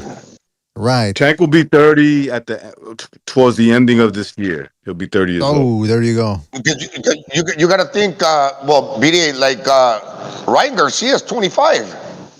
Yeah. Yeah. Yeah, those are all no, young Ryan got more of a he's got more of a upside to let's say a guy like Tank. Tank is pushing 30. Garcia is 25, 26. He's a lot bigger and shit like that. So I think there's more plus size to upside, excuse me, to Garcia than there is Tank. Yeah, Tank the way his career went, man, I think his opportunity to grow has passed him in terms of boxing skills. That's past him. I'm not saying anything's possible. You know, he could be hiding the best for last, right? That so to speak. But judging from the the Isaac Cruz fight, I don't think so. He's peaked. Yeah. The best he ever is going to be is the way he looked when he fought Ryan, because he did counter well. He did make Ryan reach. He set things up. He outsmarted Ryan. You can say whatever you want to about the rehydration clause, and the rehydration clause could have made Ryan's legs stronger. But as we saw with De La Hoya when he was getting shook a little bit at 130, when he got to 147, he got hit with some salt. He got floored one time by a very strong Ike Corte, and he took immense shots from one shot at a time from Gotti, Trinidad, and Mosley, and stood up to all of them. So as you put on weight and your body's healthy, you can actually take punches better. So maybe Ryan could have taken him better. But that doesn't change the fact Tank outsmarted him. He set things up. He used his experience against Ryan. And that's the best he's ever going to look doing it. Now, I've been wrong before, and I'll eat my words again if I am. But I don't see with what they're putting him in against him ever looking better than he does on that level, on that stage, against a fighter close to the same level as him. Hold on. Gonzalo, you're in the pan because Gonzalo used message. Gonzalo, can you hear me? Sorry, PDA, because I got a new phone. I'm getting a message, but I'm already in. Yeah, no, I'm in like ignore that. but all this. Well, ignore that message. You're already in here. Yes. But I want to say something else That's too. weird. Because you got Tank Davis, right? They finally Top Rank gave out an official communique and giving their comments about what's going to happen with Shakur Stevenson. And they said they're still unsure about whether he's going to decide to stay on. I mean, whether they're going to offer him a re-up or not. They're saying they're going to wait and see. I mean, probably they're going to wait till they get closer to that fight, which is now official against Hovhannissian or whatever his name is, the Armenian dude. But I can't imagine. You know, it's interesting. The boxing world is waking up. The other, Thunderdome was on the air the other day. A couple of days ago, and he said something interesting because he hasn't been on the scene for months now, and he said that he was glad to see people sort of waking up to some of these boxing things. And that's another thing that I concurred with him before he went on the air. That yeah, it's true. It's when Shakur Stevenson bored the crap out of everybody against Edwin De Los Santos. I was expecting the usual suspects to go, skills pay the bills, man. Yeah, that's how it is. Nobody likes to get hit, blah blah. And no. A lot of people, including those usual suspects, were throwing him under the bus. So I'm thinking, okay, that's one of the things where people are waking up to this. And I think Top Rank now is, especially in this economy, I think they're realizing, what are we going to do with this guy? This ain't the days when HBO was subsidizing pound for pound elite guys, but so at least so they could say, hey, well, we got, we're televising the best of the best. But this ain't it anymore. You want it's guys coming to a point, BDA. It's coming to a point where these guys, the Devin Haney's, the Shakur Stevensons, they're not gonna cut it. It's coming to that. It's coming to that. Point in boxing. Remember, you don't have the big network. Well, the real big one like HBO, right? That's gone. Those network deals are gone. You got the apps now. You got the Zone. You got Amazon. some ESPN. That's not the same thing. That's not really the same shit. So for me, I'm fine with that, man. I love this, but you might have to be a killer, bro. You might have to. You're gonna have some power. You're gonna have to have some power in the game. But if you don't have power, your skills have to compensate more than enough for that. Meaning, and the best example I can give is when Tim Bradley was fighting this, I think it's Israel Chavez or something like that, and Teddy Atlas was working his corner. He said, if you're going to throw the left hook, I'm fine with it. Just don't throw it right in front of him. Tim Bradley cocked his head to the side because he had no clue what Atlas meant. And he demonstrated by being at the side and then being beside him and throwing that hook off the front foot, meaning you're out of the range to do that. But when you do, you're going to have to throw more than one hook. You're going to have to throw 3 to 5, vary it from the body of the head, and you have to mix your combinations up. You can't just do this flat-footed jab, jab, jab, power shot, check hook every once in a while. You're going to have to throw multiple combinations to make up for your lack of power to build excitement. And these guys don't know how to do that because their trainers aren't teachers. They're athletic coaches. They're teaching them how to get in shape and then letting them kind of athletically get through things. And then only the guys that actually really have developed the technique to have any type of power are the ones that are really coming to the top. Your Haney's and your Shakurs, people are getting tired of that. They really are. You're right. They're not entertaining. They're not using their skills and their athleticism to the point of entertaining people by doing anything different. I've said since we started talking about Haney and or Shakur, more Haney, he's vanilla. He brings nothing that you say, I've never seen that before. Well, think about it this way, Chief. Think about it this way. Because I know people always say, oh, hey, it's hit, not get hit. It's a sweet science. Okay, so tell that to, and I bring this example up all the time. When Crawford got cracked by Kavaliauskas, imagine if he would have said, shit, he hits hard, I'm going to get on my bike now. He didn't do that. He said, I got to switch it up. I got to back this guy up. And he did. Shakur Stevenson gets tapped a little bit and decides to run all over the ring and hop like a rabbit. So I'm sorry, look, you don't become a silver medalist in the Olympics by not knowing how to box. He knows how to box. And that's what makes his performances frustrating, because he does have decent power. You can tell the way he punches that if he really wanted to, he could hurt some people in there. I'm not saying he's an Inoue, Wilder, Beterbiev type puncher, but you can tell when he fought that Japanese guy, he took him out of there. He wasn't running around the ring. So what he needs to do is, look, there's a chance for redemption for him. It's his last fight doesn't define him. He can still switch it up and he can still turn it around, the public opinion. But he needs to, I guess this Hovhannissian guy, look, Hovhannissian or whatever his name is, Arturium, he is there to be taken out. Frank Martin, who I believe is in the same stratosphere of punching power as Shakur Stevenson, almost had him out. Pretty sure Shakur Stevenson, if he wanted to, he could take him out. But it's going to take some wherewithal from his part. It's up to him whether he wants to do that or whether he wants to keep playing the skills pay the bills thing and put on a crap performance, because also his future depends on this. If he puts on another dud and Top Rank says, all right, good luck over there at PBC or Matchroom or wherever you're going, maybe they'll lowball him. Because remember, the deal apparently was $3 million per fight if he re-signed with Top Rank, and apparently the rumor is he didn't like those numbers. He wanted more. Because, he's Shakur Stevenson. They've been pumping propaganda into his brain. He's been believing his own hype, in other words. He's gotten high on his own supply. So we'll see what happens with him, too. I think that like Bob said about Bud, I'm sure they're going to lose money on that contract. $3 million a fight. I don't think he's, without ESPN subsidizing a decent amount, I'm not positive they're making profits off of his fights. I don't see huge crowds. I don't hear anybody talking about his fights the next day, except for the one where he stunk the joint out. Mm-hmm. And he may be extremely talented. I know Dirk loves him, and there's no disrespect to Dirk. There is go ahead. Disrespect him. No, Dirk and I are cool. I know that he has a level of skills and athletic talent to be able to do like what I was saying, though. But you got to put the pressure on. You can still put pressure on in ways without standing right in front of a guy. If you got the legs and the movement, look, a young Ricky Hatton. Mina Manov had head movement, but he had ways of like leaping from side to side and like almost switching stances when it worked the body and not getting hit while he had guys against the ropes.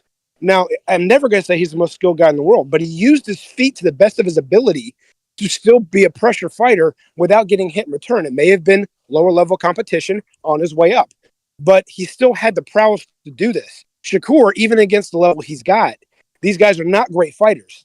Most of them are not going to win a title unless all the talent leaves and everything's vacant, and then they might get a vacant shot. That's about the best any of these guys are going to get. And he's not doing that. He's not using his feet in a smart way to use his make his defensive movement of his feet still become his offense of getting angles. Well, I'll put it this way: Ivan Robinson was really good at certain times of using angles to hit and not get hit against certain fighters, not against Arturo Gatti, but against some fighters. Now, he didn't have any pop, but he reined in combinations when he tried to win a fight. He didn't just use the combinations just like a couple jabs and a good right hand. And, oh, that didn't work. Let me try it again. No, he got an angle. He started flirting with his hook. He'd rip an uppercut when you couldn't see it.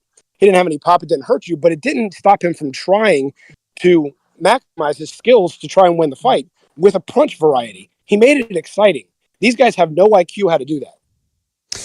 On that note, thank you for having me. I got to go. It's dinner time. Thank you so much. Love you guys. Talk to you later. All right. Take it easy out there, Chief. Thank you for being on. I want to read a couple of super chats here. Oh, there's one. Shout out to Nicholas R.G. Rose for his contribution with the super chat. He says, where is it? He says, Lomachenko is just being humble. He's going to beat the dog shit out of George. I'm Greek, so no bias either. LOL. Shake or tank next, please. Well, there you go. Yeah, that's...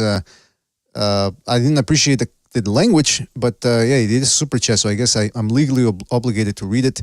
And you're Greek too, so yeah, that's interesting right there, man, that you would tell the truth the way you see it. What do they say nowadays? Your truth.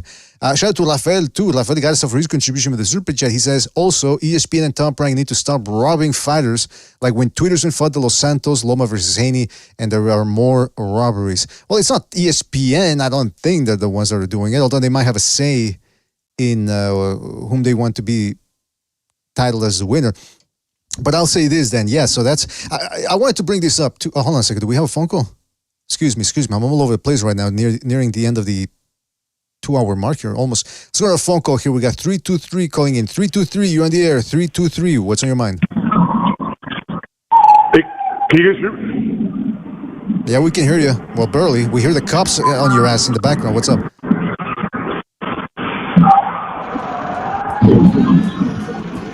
323, you're on the air, man. What's going on, man?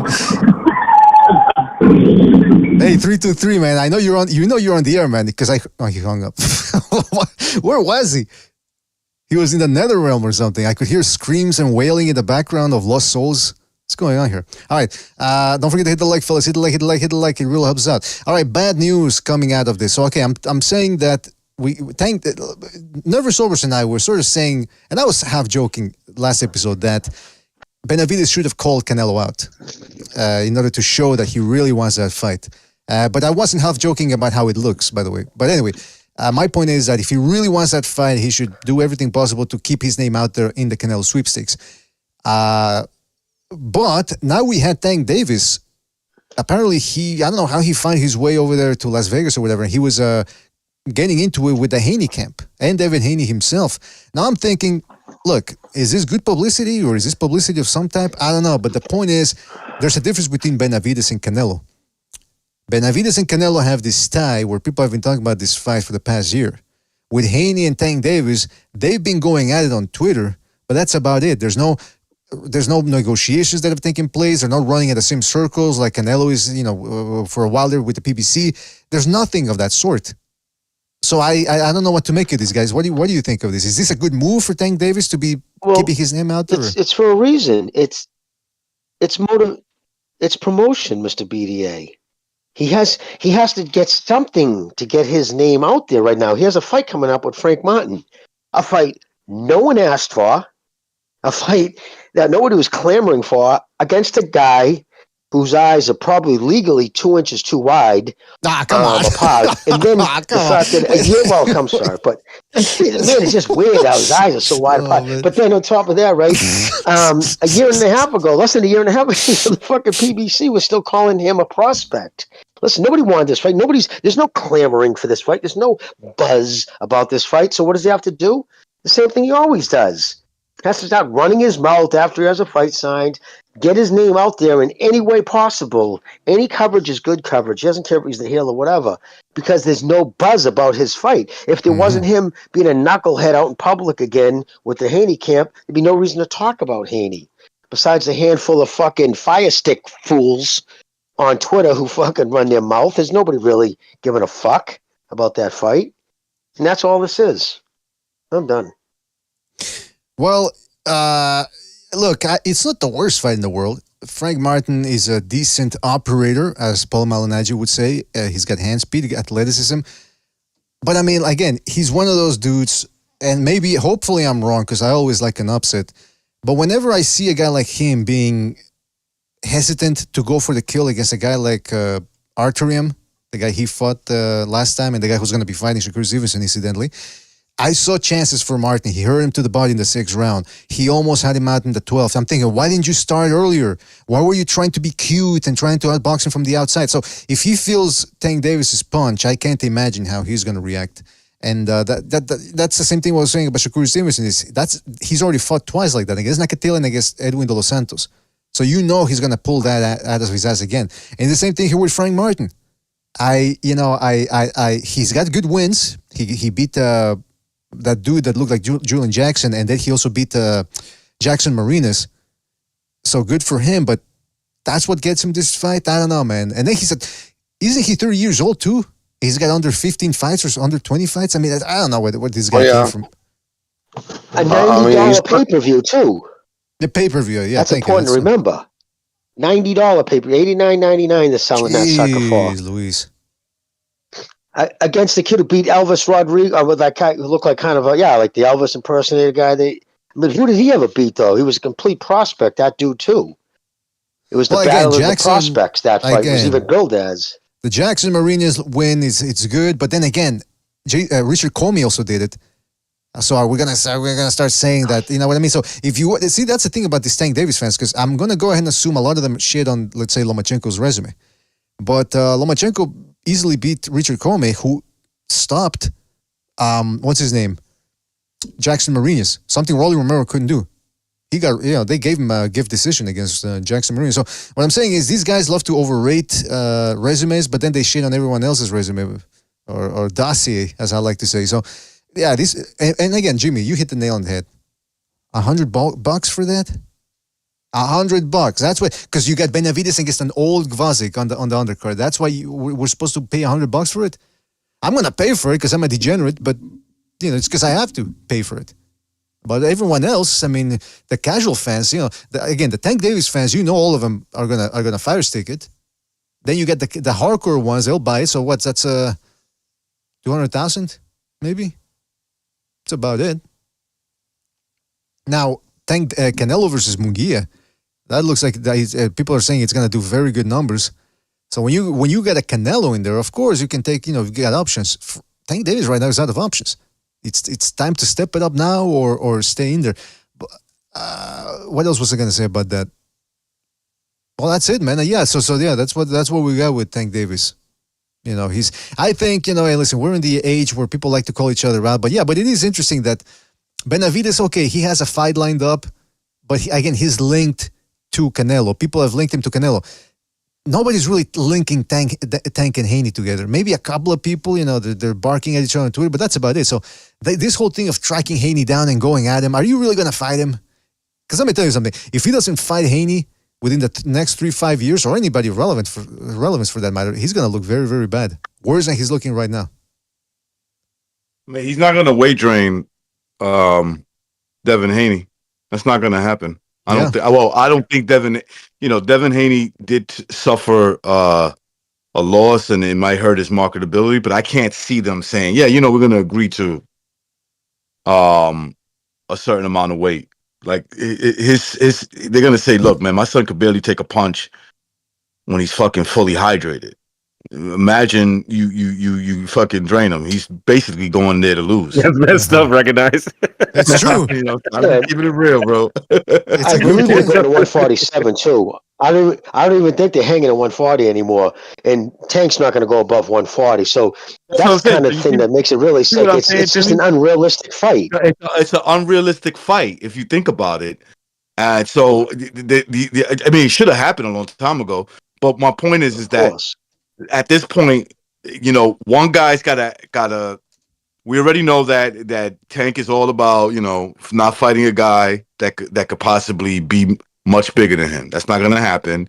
And I don't think that Haney is into draining himself to fight a guy that could punch hard. You know what I'm saying? So that fight more than likely is not going to happen. Tank is running out of options, bro. That's it. He's just running completely out of options. They're just gonna keep milking it as far as they can until like a fight, maybe a rematch with Ryan Garcia. I doubt it too because I don't think I'll take Garcia's word for it. Right? He said he will never, ever, ever agree to a catch weight, and then on top of that, a rehydration clause, a catch weight that wouldn't favor him. In other words, good for him because look, Ryan Garcia learned from that Tank Davis fight, which is that hey, everyone's dirty now. Everyone's dirty, so he's going to be playing that game. Same thing with similar thing with Lomachenko. When they offered him the Shakur Stevenson fight after the Haney fight, he goes, "Why are they offering him?" At that time, Stevenson was considered the next hot thing. He's probably thinking, why are they offering me this guy right off the bat after I just lost to another guy that they've been trying to push as the next American sensation? He goes, the jig is up. They're going to let this guy come in overweight, hit me in the balls, headbutt me. He said, no thanks, no gracias, pero no gracias. And he went over, took a year off. That's the way you do it. You have to start playing the game. This is a dirty, dirty game. I remember I've said it before, that anecdote of that movie producer who decided to get into boxing. He wanted to promote. He said, okay, I'm going to get into promoting. He spent 3-4 years, I think, something like that. And he told the boxing writer anonymously, he said, listen, I'm from Hollywood. I've worked in the Hollywood industry. Those guys that everyone knows are snakes and monsters, the worst of the worst, they are choir boys compared to some of the sharks that I've met in this industry. So there you go. So you got to start playing the game in boxing, man. And I know people can say now, oh, yeah, but this guy's dirty, PEDs, blah, blah, blah. Guess what? That's the way they got to do it now. That's the way the game is being played, and also the way the game is played. Yeah, selective testing too. Selective testing. Did Garcia maybe pull one a fast one on Haney? Yeah, of course. Because Haney's been pulling fast ones on everybody. There you go. You know what it is? Recognize. It reminds me of if you and I on a street fight, you hit me in the balls, then I gouge your eye out, and you're like, oh, you're a dirty fighter. Well, what am I supposed to do? Exactly. I should fight clean, but you shouldn't. I mean, come on. A guy stabs one guy and the other guy pulls out a gun and shoots him. What a dirty! Why did you stab him? Why did you stab him? There you get what I'm saying? Maybe you would have not got shot. Why'd you bring a knife to a gunfight? Yeah, why you bring a knife to a gunfight? Okay, the guy, he had enough of your shit. He's not going to tolerate this shit no more. Well, okay? the language is something that Garcia rematch is probably more likely not going to happen. Tank literally is like in a no man's zone right now. It's basically what it is. Right. Yeah, I wouldn't be surprised if he tries. See, if anything, right now, Mr. BDA, I guarantee you, he feels like an asshole for not listening to Oscar. Oscar was screaming it from the mountaintops how against he was against the Tank fight. If anything, if Garcia really learns from, like he says, lessons in life, he should learn. Fucking, I don't care if you like fucking Oscar. He clearly had your best interest in heart. You weren't ready for that Tank fight, and you definitely, like Oscar said, I would have never agreed to this shit to Tank because Tank had representatives. His lawyers agreed to that shit. Oh, wait, stipulation? Sure. Oh, a catch weight? Sure. I would have been like, he just didn't realize he was the cash cow. He was the one bringing those numbers. 5 prior fights before pay-per-views combined didn't sell what he did against Garcia. And I guarantee you this Frank Martin thing, even with Benavidez and Garajnik on the undercard, isn't going to crack 300. No way. Of course not. No I way. mean, listen, Munguia has already shown that he can do better in Phoenix, Arizona, than Benavidez, who's from there. I mean, I'm sorry. Benavidez, he's not a draw. They're putting him on the undercard thinking, oh, hey, people are going to watch it. They're not.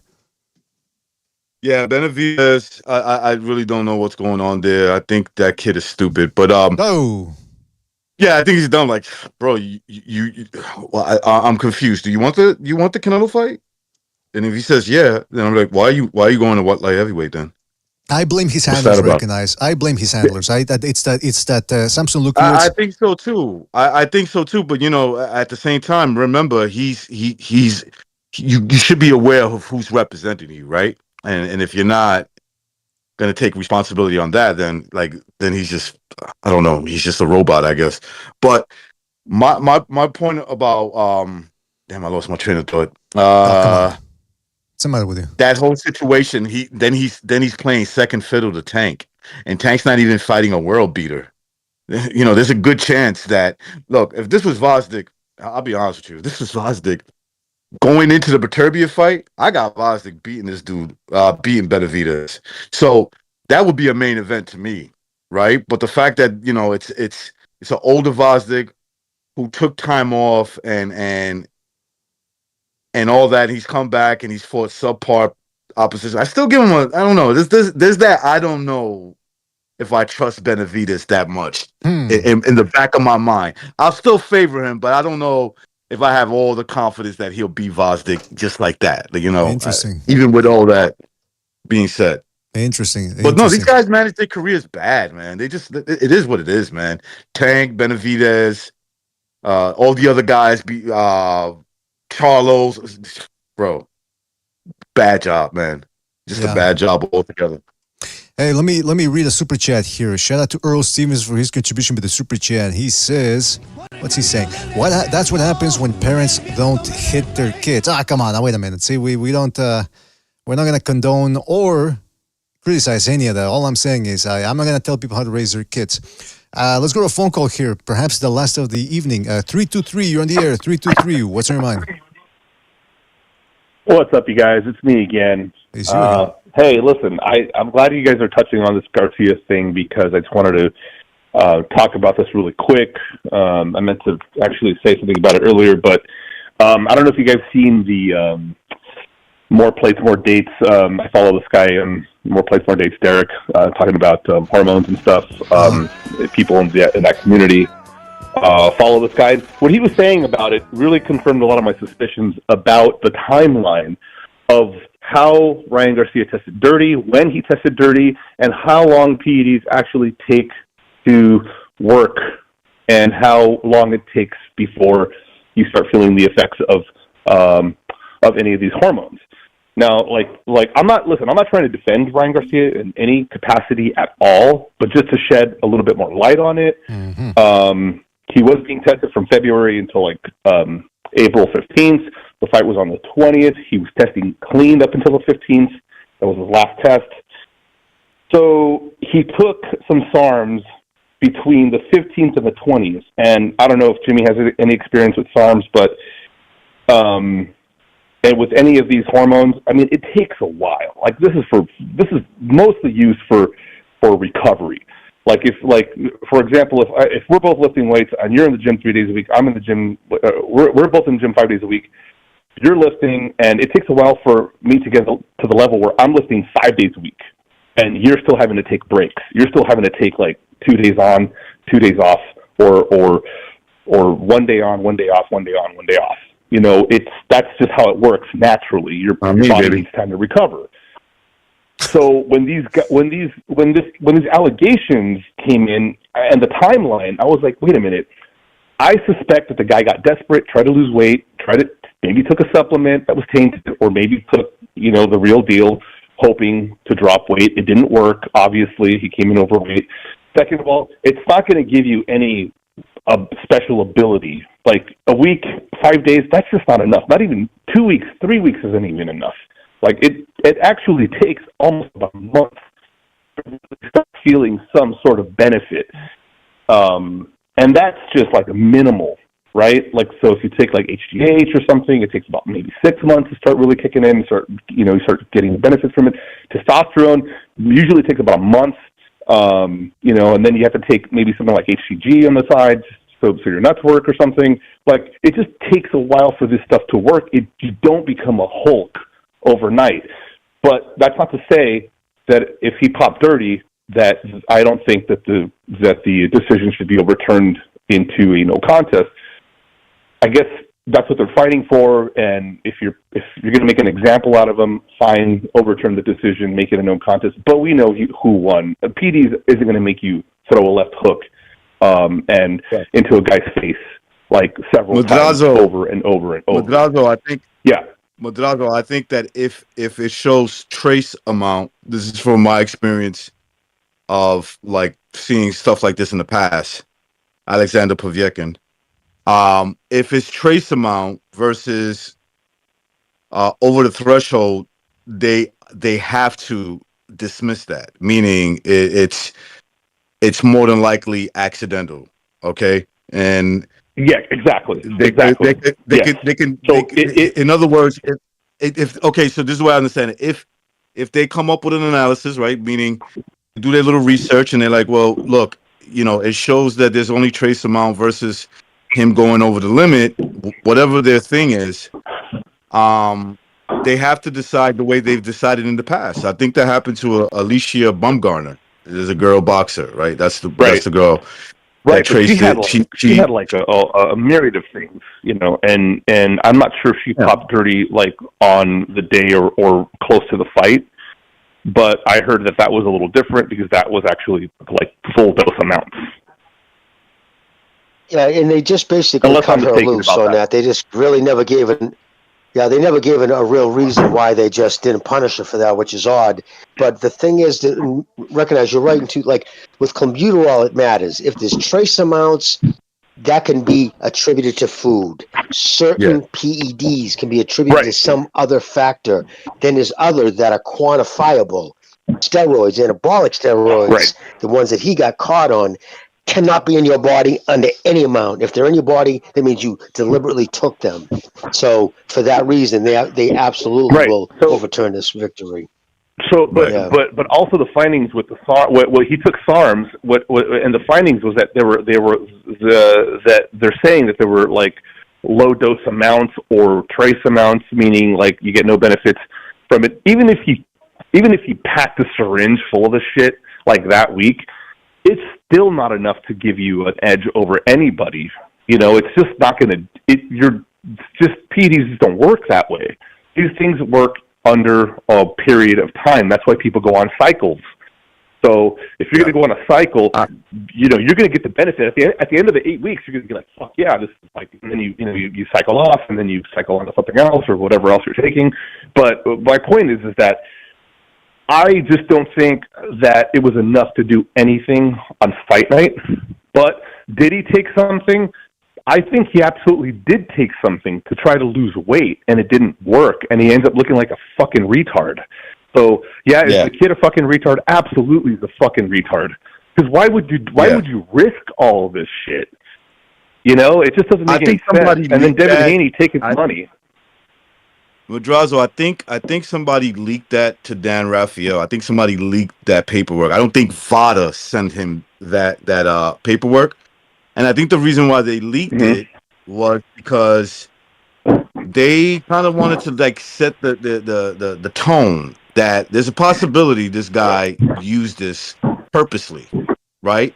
And I think there was a purpose intent. He might have not known what was in it because he's probably dumb. And so they leaked out before VADA came to its conclusion of everything, right? VADA comes to its conclusion, and then whoever reports it, they say, look, according to VADA, we did A/B samples, we did an analysis of how much was in the system. We come to the conclusion he did it purposely, he did it by accident. You get what I'm saying? So somebody leaked that out. No, I know what you're saying. Absolutely. Somebody leaked that out to Dan and I agree with you on that. Listen, this is no accident. I don't think this is an accident at all. I think the guy purposely used it to try to cut weight, and it just wasn't enough time, and it wasn't enough to do anything. And I could listen because I think that the guy has enough people around him that he could afford to get a good nutritionist, somebody like let's say like Victor Conte, like somebody that knows what they're doing. Maybe he went to a hormone doctor, a specialist, and that advised him on what he could take in a situation like this. And I think that's what he did because he was partying. He didn't take it seriously. And, oh, shit, the fight is actually next week. I got to fucking cut weight. Like, he had to do something. And I think the idiot did that. And hey, I may be wrong, though. It could be something that he didn't know, but come on. What the fuck are we? Are we stupid here? The drugs he took were specifically for dieting. Yeah, there were drugs specifically for dieting. That's the kind of steroids you take for somebody who's cutting because it helps you keep your energy and it also helps recovery. That's the number one effect for steroids is the recovery. It helps you recover like nobody's business. Correct. Like you're 14 again. Correct. And then listen, I mean, I just out of my own experience with hormones is that like a month on it, like 3 weeks into the first cycle, like at the end of the 3 weeks, oh shit, I worked out yesterday and this morning I'm not sore. Like, it just takes a while to really start working, and then after that you're like, oh shit, I can go tomorrow and rip squats, and then the next day I can go to the next day and you know what I'm saying? It just doesn't, listen, like, maybe next time you if I can had to take. take it for a Maybe next time you can take something for that potty mouth of yours, because I've just about had it. Listen, you made your point.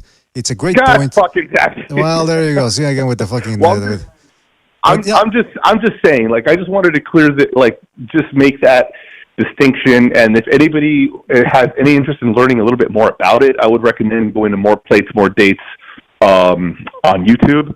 And he's got a whole thing about it. Like, he explains the whole thing really well. And if you guys are interested or have any interest in how this works, I would just, like, go on there and just check it out. And that's Also, anyway, you guys, the head guy of USADA, also gave athletes advisory about buying supplements over the counter. He said how make sure you read the directions, and sometimes they'll put stuff like ostarine. He says it very clear, ostarine, in these supplements, and they don't actually list it in the back of, like, its ingredients. They don't tell you. The reason why they do this a lot of times, and they don't have to admit to you, okay? There's like some type of loophole. They don't have to say, oh, yeah, we do, but we don't just put in directions, right? You got to actually take that supplement, do a testing on it, and you come up to your own conclusion, like, I found ostarine in this thing, right? And so there is that whole component too that look, if you ask me, I think Garcia took it without realizing that he took it, that it had ostarine in it. Are you saying he's the stupidest guy in the world, that he knew there was ostarine in it and that it wasn't going to show up in the test? I mean, maybe he's that stupid, but there's got to be somebody around him in his $50 million paycheck that says, hey, dummy, you're going to pop, right? That's ostarine in it. Shout out to the other shit's injectable, so it's kind of hard to sneak that in. Yeah. Shout out to Amok PvP for his contribution with the super chat. He says David was ranked at 175 since 2020 through the WBC. I don't know if that's true or not, Amok, but I mean, the guy's he could be pushing for the Canelo fight, and his handlers appear to be telling him not to do it right now. So we'll see what happens there. We got a phone call here, probably the last thing we do before we go. We've been on for 3 hours. 410, you in the air? 410. What's on your mind? What's up, buddy? Oh, what's up, man? How you doing, buddy? Doing fantastic.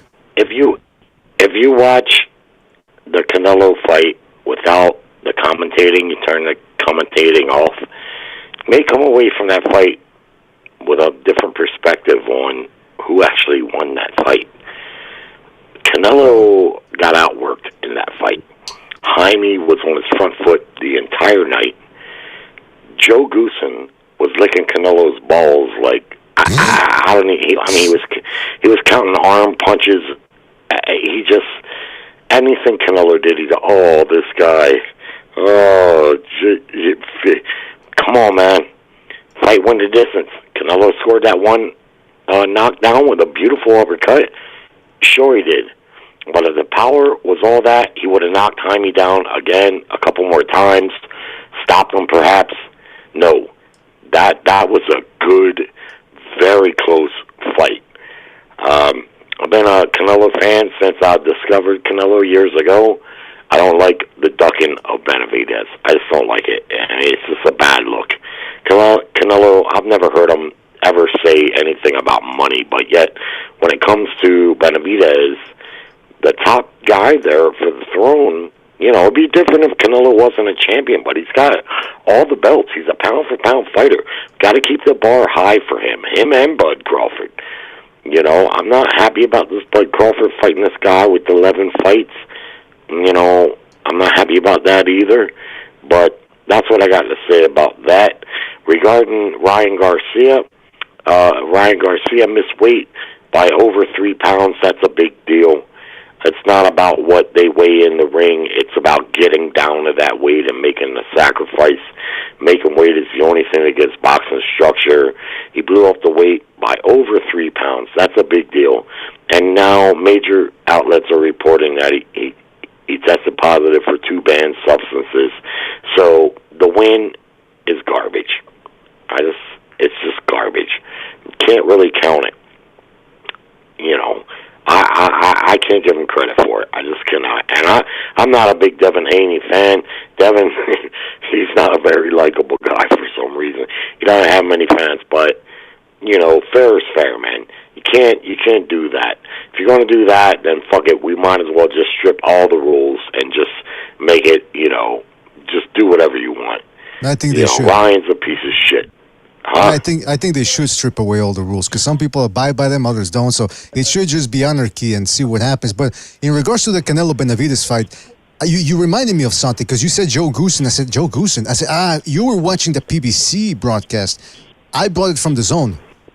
It was different commentators. So yeah. But anyway, yeah, I watched it with different commentators, and I still had Canelo winning though. So but I'll watch with the PBC one.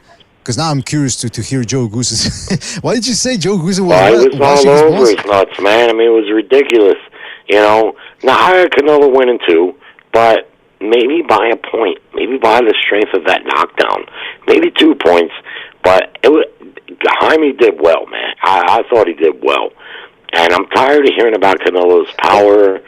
We've seen Canelo knock guys out. He went through the super middleweight division.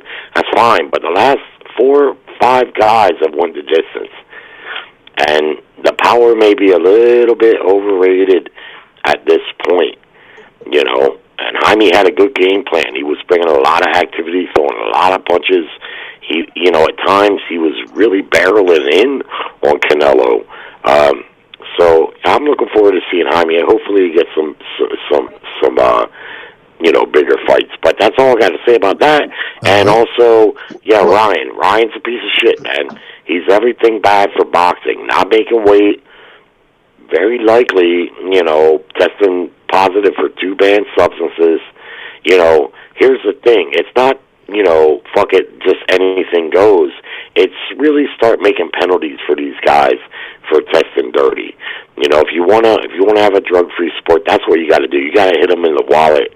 You know, and you really got to make it a real penalty when they do that. I'm all right for second chances and stuff like that, but you know what? I believe in a fair fight, and like I say, I'm not a huge Haney fan, But what makes it unfair is the fighters with the most money will be able to do it because when you have the most money, you can afford the most masking agents. You can hire the best doctors. That's what sucks about it. You know what I mean? It's know who's going to get caught and really hammered. The nobodies, the guys on the way up. When the guys were already millionaires, they fly over to Germany, have it masked and shit. So it does kind of suck. But listen, I want to ask you too, real quick, bro. You said that you're upset about Canelo Duck and Benavidez. What do you think about the fact that Benavidez was never even mentioned as one of the 3 fighters to PBC to offer Canelo? I just, you know, listen, man, Benavidez is the top guy there. Everybody knows that. Canelo is one of very few address fighters that, though. I'm saying address that. Hold on. Let me never finish. offered him up. Canelo, but hold on. But Canelo is one of the very few fighters in boxing that has a say about who he might fight. Most guys, they just have to do what their promoters line up for them. But Canelo, he does have a say. David's been there. He's been there for the last couple of years. He's fought eliminators. Everybody knows he's the top guy there. Everybody knows it. Now, I get it. Canelo's a money maker. I'm saying if the company that's offering you $50 million a fight doesn't offer you that guy, you put him in there with a Ryder or Charlo moving up to you. Let him make his money. Okay, fine. But eventually, if you're going to be the title holder and a pound-for-pound fighter and command big money, we got to keep the bar high. I'm like, you got to fight that guy. You got to fight him, man. Nobody's going to pay you $200 million. You know, I never heard Canelo make it about money, but when it comes up to he wants unprecedented money. He's pricing himself out. It's very clear, ducking the guy. Now, I haven't considered Canelo to be the type of fighter to duck fighters, but at this point, that's what he's doing. He's ducking the guy. You know, I mean, listen, man, it just is what it is, and I love fucking Canelo, but he doesn't want to fight him, and if he does, he wants the type of money that even the Saudis likely won't pay. So, You know, I don't know. He can go, like, if he fights Charlo in his next fight, I mean, what the fuck? Charlo? Come on, man. That's what they're talking about. Or Not even gonna be Charlo. Berlanga. It won't be Berlanga's a Charlo. very Huh? Say It what? won't be Charlo because that's the reason they reneged out of. It won't be Charlo because they did. That's the reason why they pulled out of the 3-fight deal because Charlo was supposed to be on it, but they realized it wasn't going to make any money, especially after what Junior Charlo did. So that's the reason why they pulled out of that. But when they went back, the fight they said they wanted to make was Munguia. When Canelo's people supposedly asked about Benavidez, they said he's not available. 90 seconds. All right, well, listen. I don't really believe that, man. I mean, there's no reason why Benavidez wouldn't want to fight Canelo. He's never going to get a bigger fight than that. He already He's got some size advantages. That's clear. There's no reason to protect that came out of Reynoso's mouth to Steve Kim, and Steve Kim doesn't lie. So, well, I mean, I don't believe it, man. I believe Benavidez definitely wants to fight Canelo. 60 seconds. You want to believe what you want to believe. Huh? Well, you want to believe what you want to believe. It's simple as that. But when people who've never lied to me told me that Reynoso told them right from their mouth that when they asked about Benavidez, Heyman said he's not available. Yeah. And, well, I don't another believe thing, that. why didn't Benavidez when he was that they would match him against Canelo in a heartbeat. Let me ask you, bro. Okay, but why when all the guy does Maurice is talk Suleiman about said, fighting Canelo. I will mandate the fight. Canelo Let me finish, dude. is a fighter that can make fights happen. It's just as clear as it can be. If the guy wants to fight to me, you, though. it doesn't get any clearer. How come when Benavidez had the even out of opportunity? Canelo's own mouth, he's saying 150 to 200 million, unprecedented money. No, he didn't so he's say that. telling That's you not what right he said. there. That's not what he said. But that's not what he said. He didn't say 152 No, it million. is That's what not he what he said. said. I just heard him say it. I just heard him say it again the other night. It's all about the money for him all of a sudden. Never before has he ever made it about money. What he said Was the money. The number one contender, it's the money, and I can do what I want. And I fought this guy and that guy, so now I can do what I want. Nah, bro, I'm not getting behind that. Obviously, nobody's going to get against you, so it is what it is. Well, you got your mindset. Because the fact that you're saying that, well, Canelo didn't say a number amount. He said if the money is right, is what he said. That's what he said the other night, but in a press conference about a month ago, he did say 150 to 200 million dollars. That's what he said. Those are his words. That's him making it about unprecedented money. Since the fact that nobody on the face of the planet would ever pay that, that's obviously he was obviously fucking around. Clearly, nobody would know. Well, you're assuming that. 150 You're million assuming that. Fight, so I didn't hear a lot of that in the request. Okay, it seemed pretty straightforward to me. All right. You're making an assumption about that. You believe in your heart. You believe in your heart that he expects $150 million for that fight. That's what he said.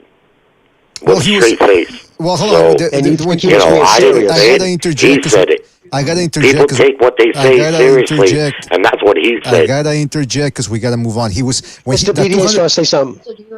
What? What do you mean? I said Mr. BDA is trying to say something. Yeah, thank you. Well, listen, I said Mr. BDA is trying to say something. Okay, yeah, thank you. The 150 million thing had already come out before because he was talking about that fake offer they'd sent him when Samson Luka was tweeted out and he said we sent him an offer for 50 million or something like that. And then when Reynoso called him out on it, Samson Lukowicz erased the tweet. So Canelo later on said, if they offer me, one day they're talking about 50 mil, 100 mil, 150 mil. So that's what he was referencing about the 200 million thing. I mean, he's not a stupid guy. He's not going to say, hey, if he would have said in Spanish, quiero $200 millones o no me peleo contra él. That's in Spanish, saying I want 200 mil or I'm not fighting him. Then I could understand that. But he said 150 to 200 million dollars. That's what he said. Whether he said in Spanish or English, it doesn't matter. No, there's a big difference between 50 million and 150 million. That's what he said. People take what he says seriously. Again, he was referencing the fact that he was referencing that joke he'd made about how they'd given him an offer and then they erased the tweet afterwards. He was making fun of that. Anyway, listen, this whole point is moot.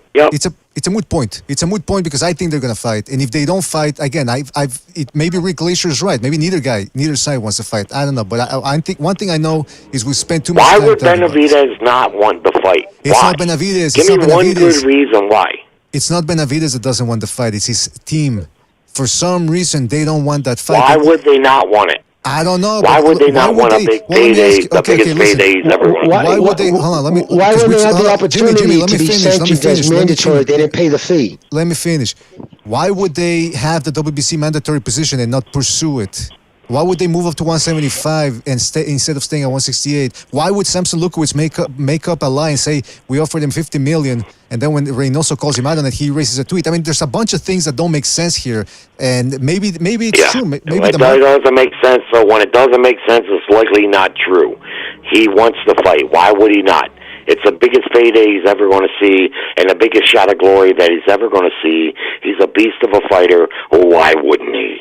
Of course he would. And his promoters would too, because it would make a lot of money. I mean, what are we talking about? You just ignored everything I said about. You just ignored everything I said about because Benavidez. It doesn't make sense. It doesn't make sense. But and when it doesn't make but that's sense, what I'm saying. It's not true. Jerry, that's what I'm saying. It doesn't make sense, but it's true. It happened. So if it's nonsensical to you, what happened? What happened? Oh my God. Canelo requesting $150 million to make the fight? He never said what that. happened? Show me the where it guy's says fought that. eliminators. His last 3 fights have been eliminators. He's been the top contender in the WBC for 2 years and contention for the title. Listen, there's no other buddy there that's more worthy than him. Jerry, when he had the opportunity to be the mandatory, he didn't pursue get the fuck out of here. That's what Mr. B just said. He didn't pursue it. That is a fact. I don't care if that doesn't.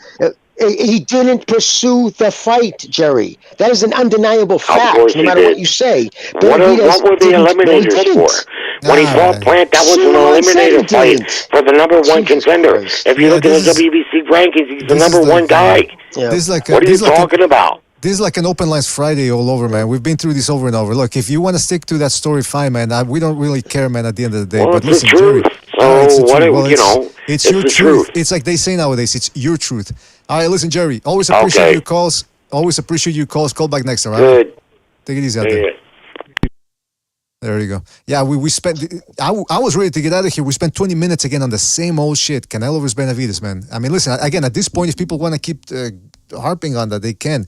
But that's the other thing. When people say, well, Benavidez now is moving up to 175 because Canelo won't fight him. Okay, so there you go. Benavidez is giving up on pursuing the fight. Let's never talk about it again then. I don't understand. If he really has given up on that and surrendered, then why are we still talking about this? I don't get it. Anyway, listen, fellas, we got to move on. Believe what they want to believe. I mean, it is what it is. We got to move on. We've been on here for 3 hours. I got to go get something to eat. It's 8:18 p.m. right here. But listen, I'll try to be back in the midweek. I got to do another second renaissance. But shout out to everybody who joined us, everybody in the panel. I'm talking about Recognized Never Sobers, Jimmy, Gonzalo. Boxing Chief was here as well. Yes. Laters, guys. Laters. Boxing Chief was here as well. Everybody that called in, everybody that donated with the super chat. I want to give up a shout out here to Rafael Garza for his contribution with the super chat. He says Benavidez has 1 fight left with the PBC. Well, that's the other thing there is. Maybe he's hauling ass. I don't know. Maybe the Saudi money is starting to come in, the offers. Shout out to Amok for his contribution with the super chat as well. He says the fake David fans are LGBTQ+. Okay, I don't even know what that means. Or the Euro lovers. There you go. So Amok is saying that it's not organic. It's astroturfed, as it were, the support. Anyway, listen, fellas. Shout out to those guys who joined, everybody who called in. Always appreciate the phone calls. Everybody in the chat. Yes. Can I say something, BDA? Yes, sure. Salam at the man. Salam at the man? Salam alaikum? Salam at the man. I don't know what that means. Salam at the man. Oh, yeah. Assalamu alaikum. All right. Well, I don't know what that means, but shout out to Gonzalo for the kind words. I hope they're kind words. And that's about it. Fellas, thank you for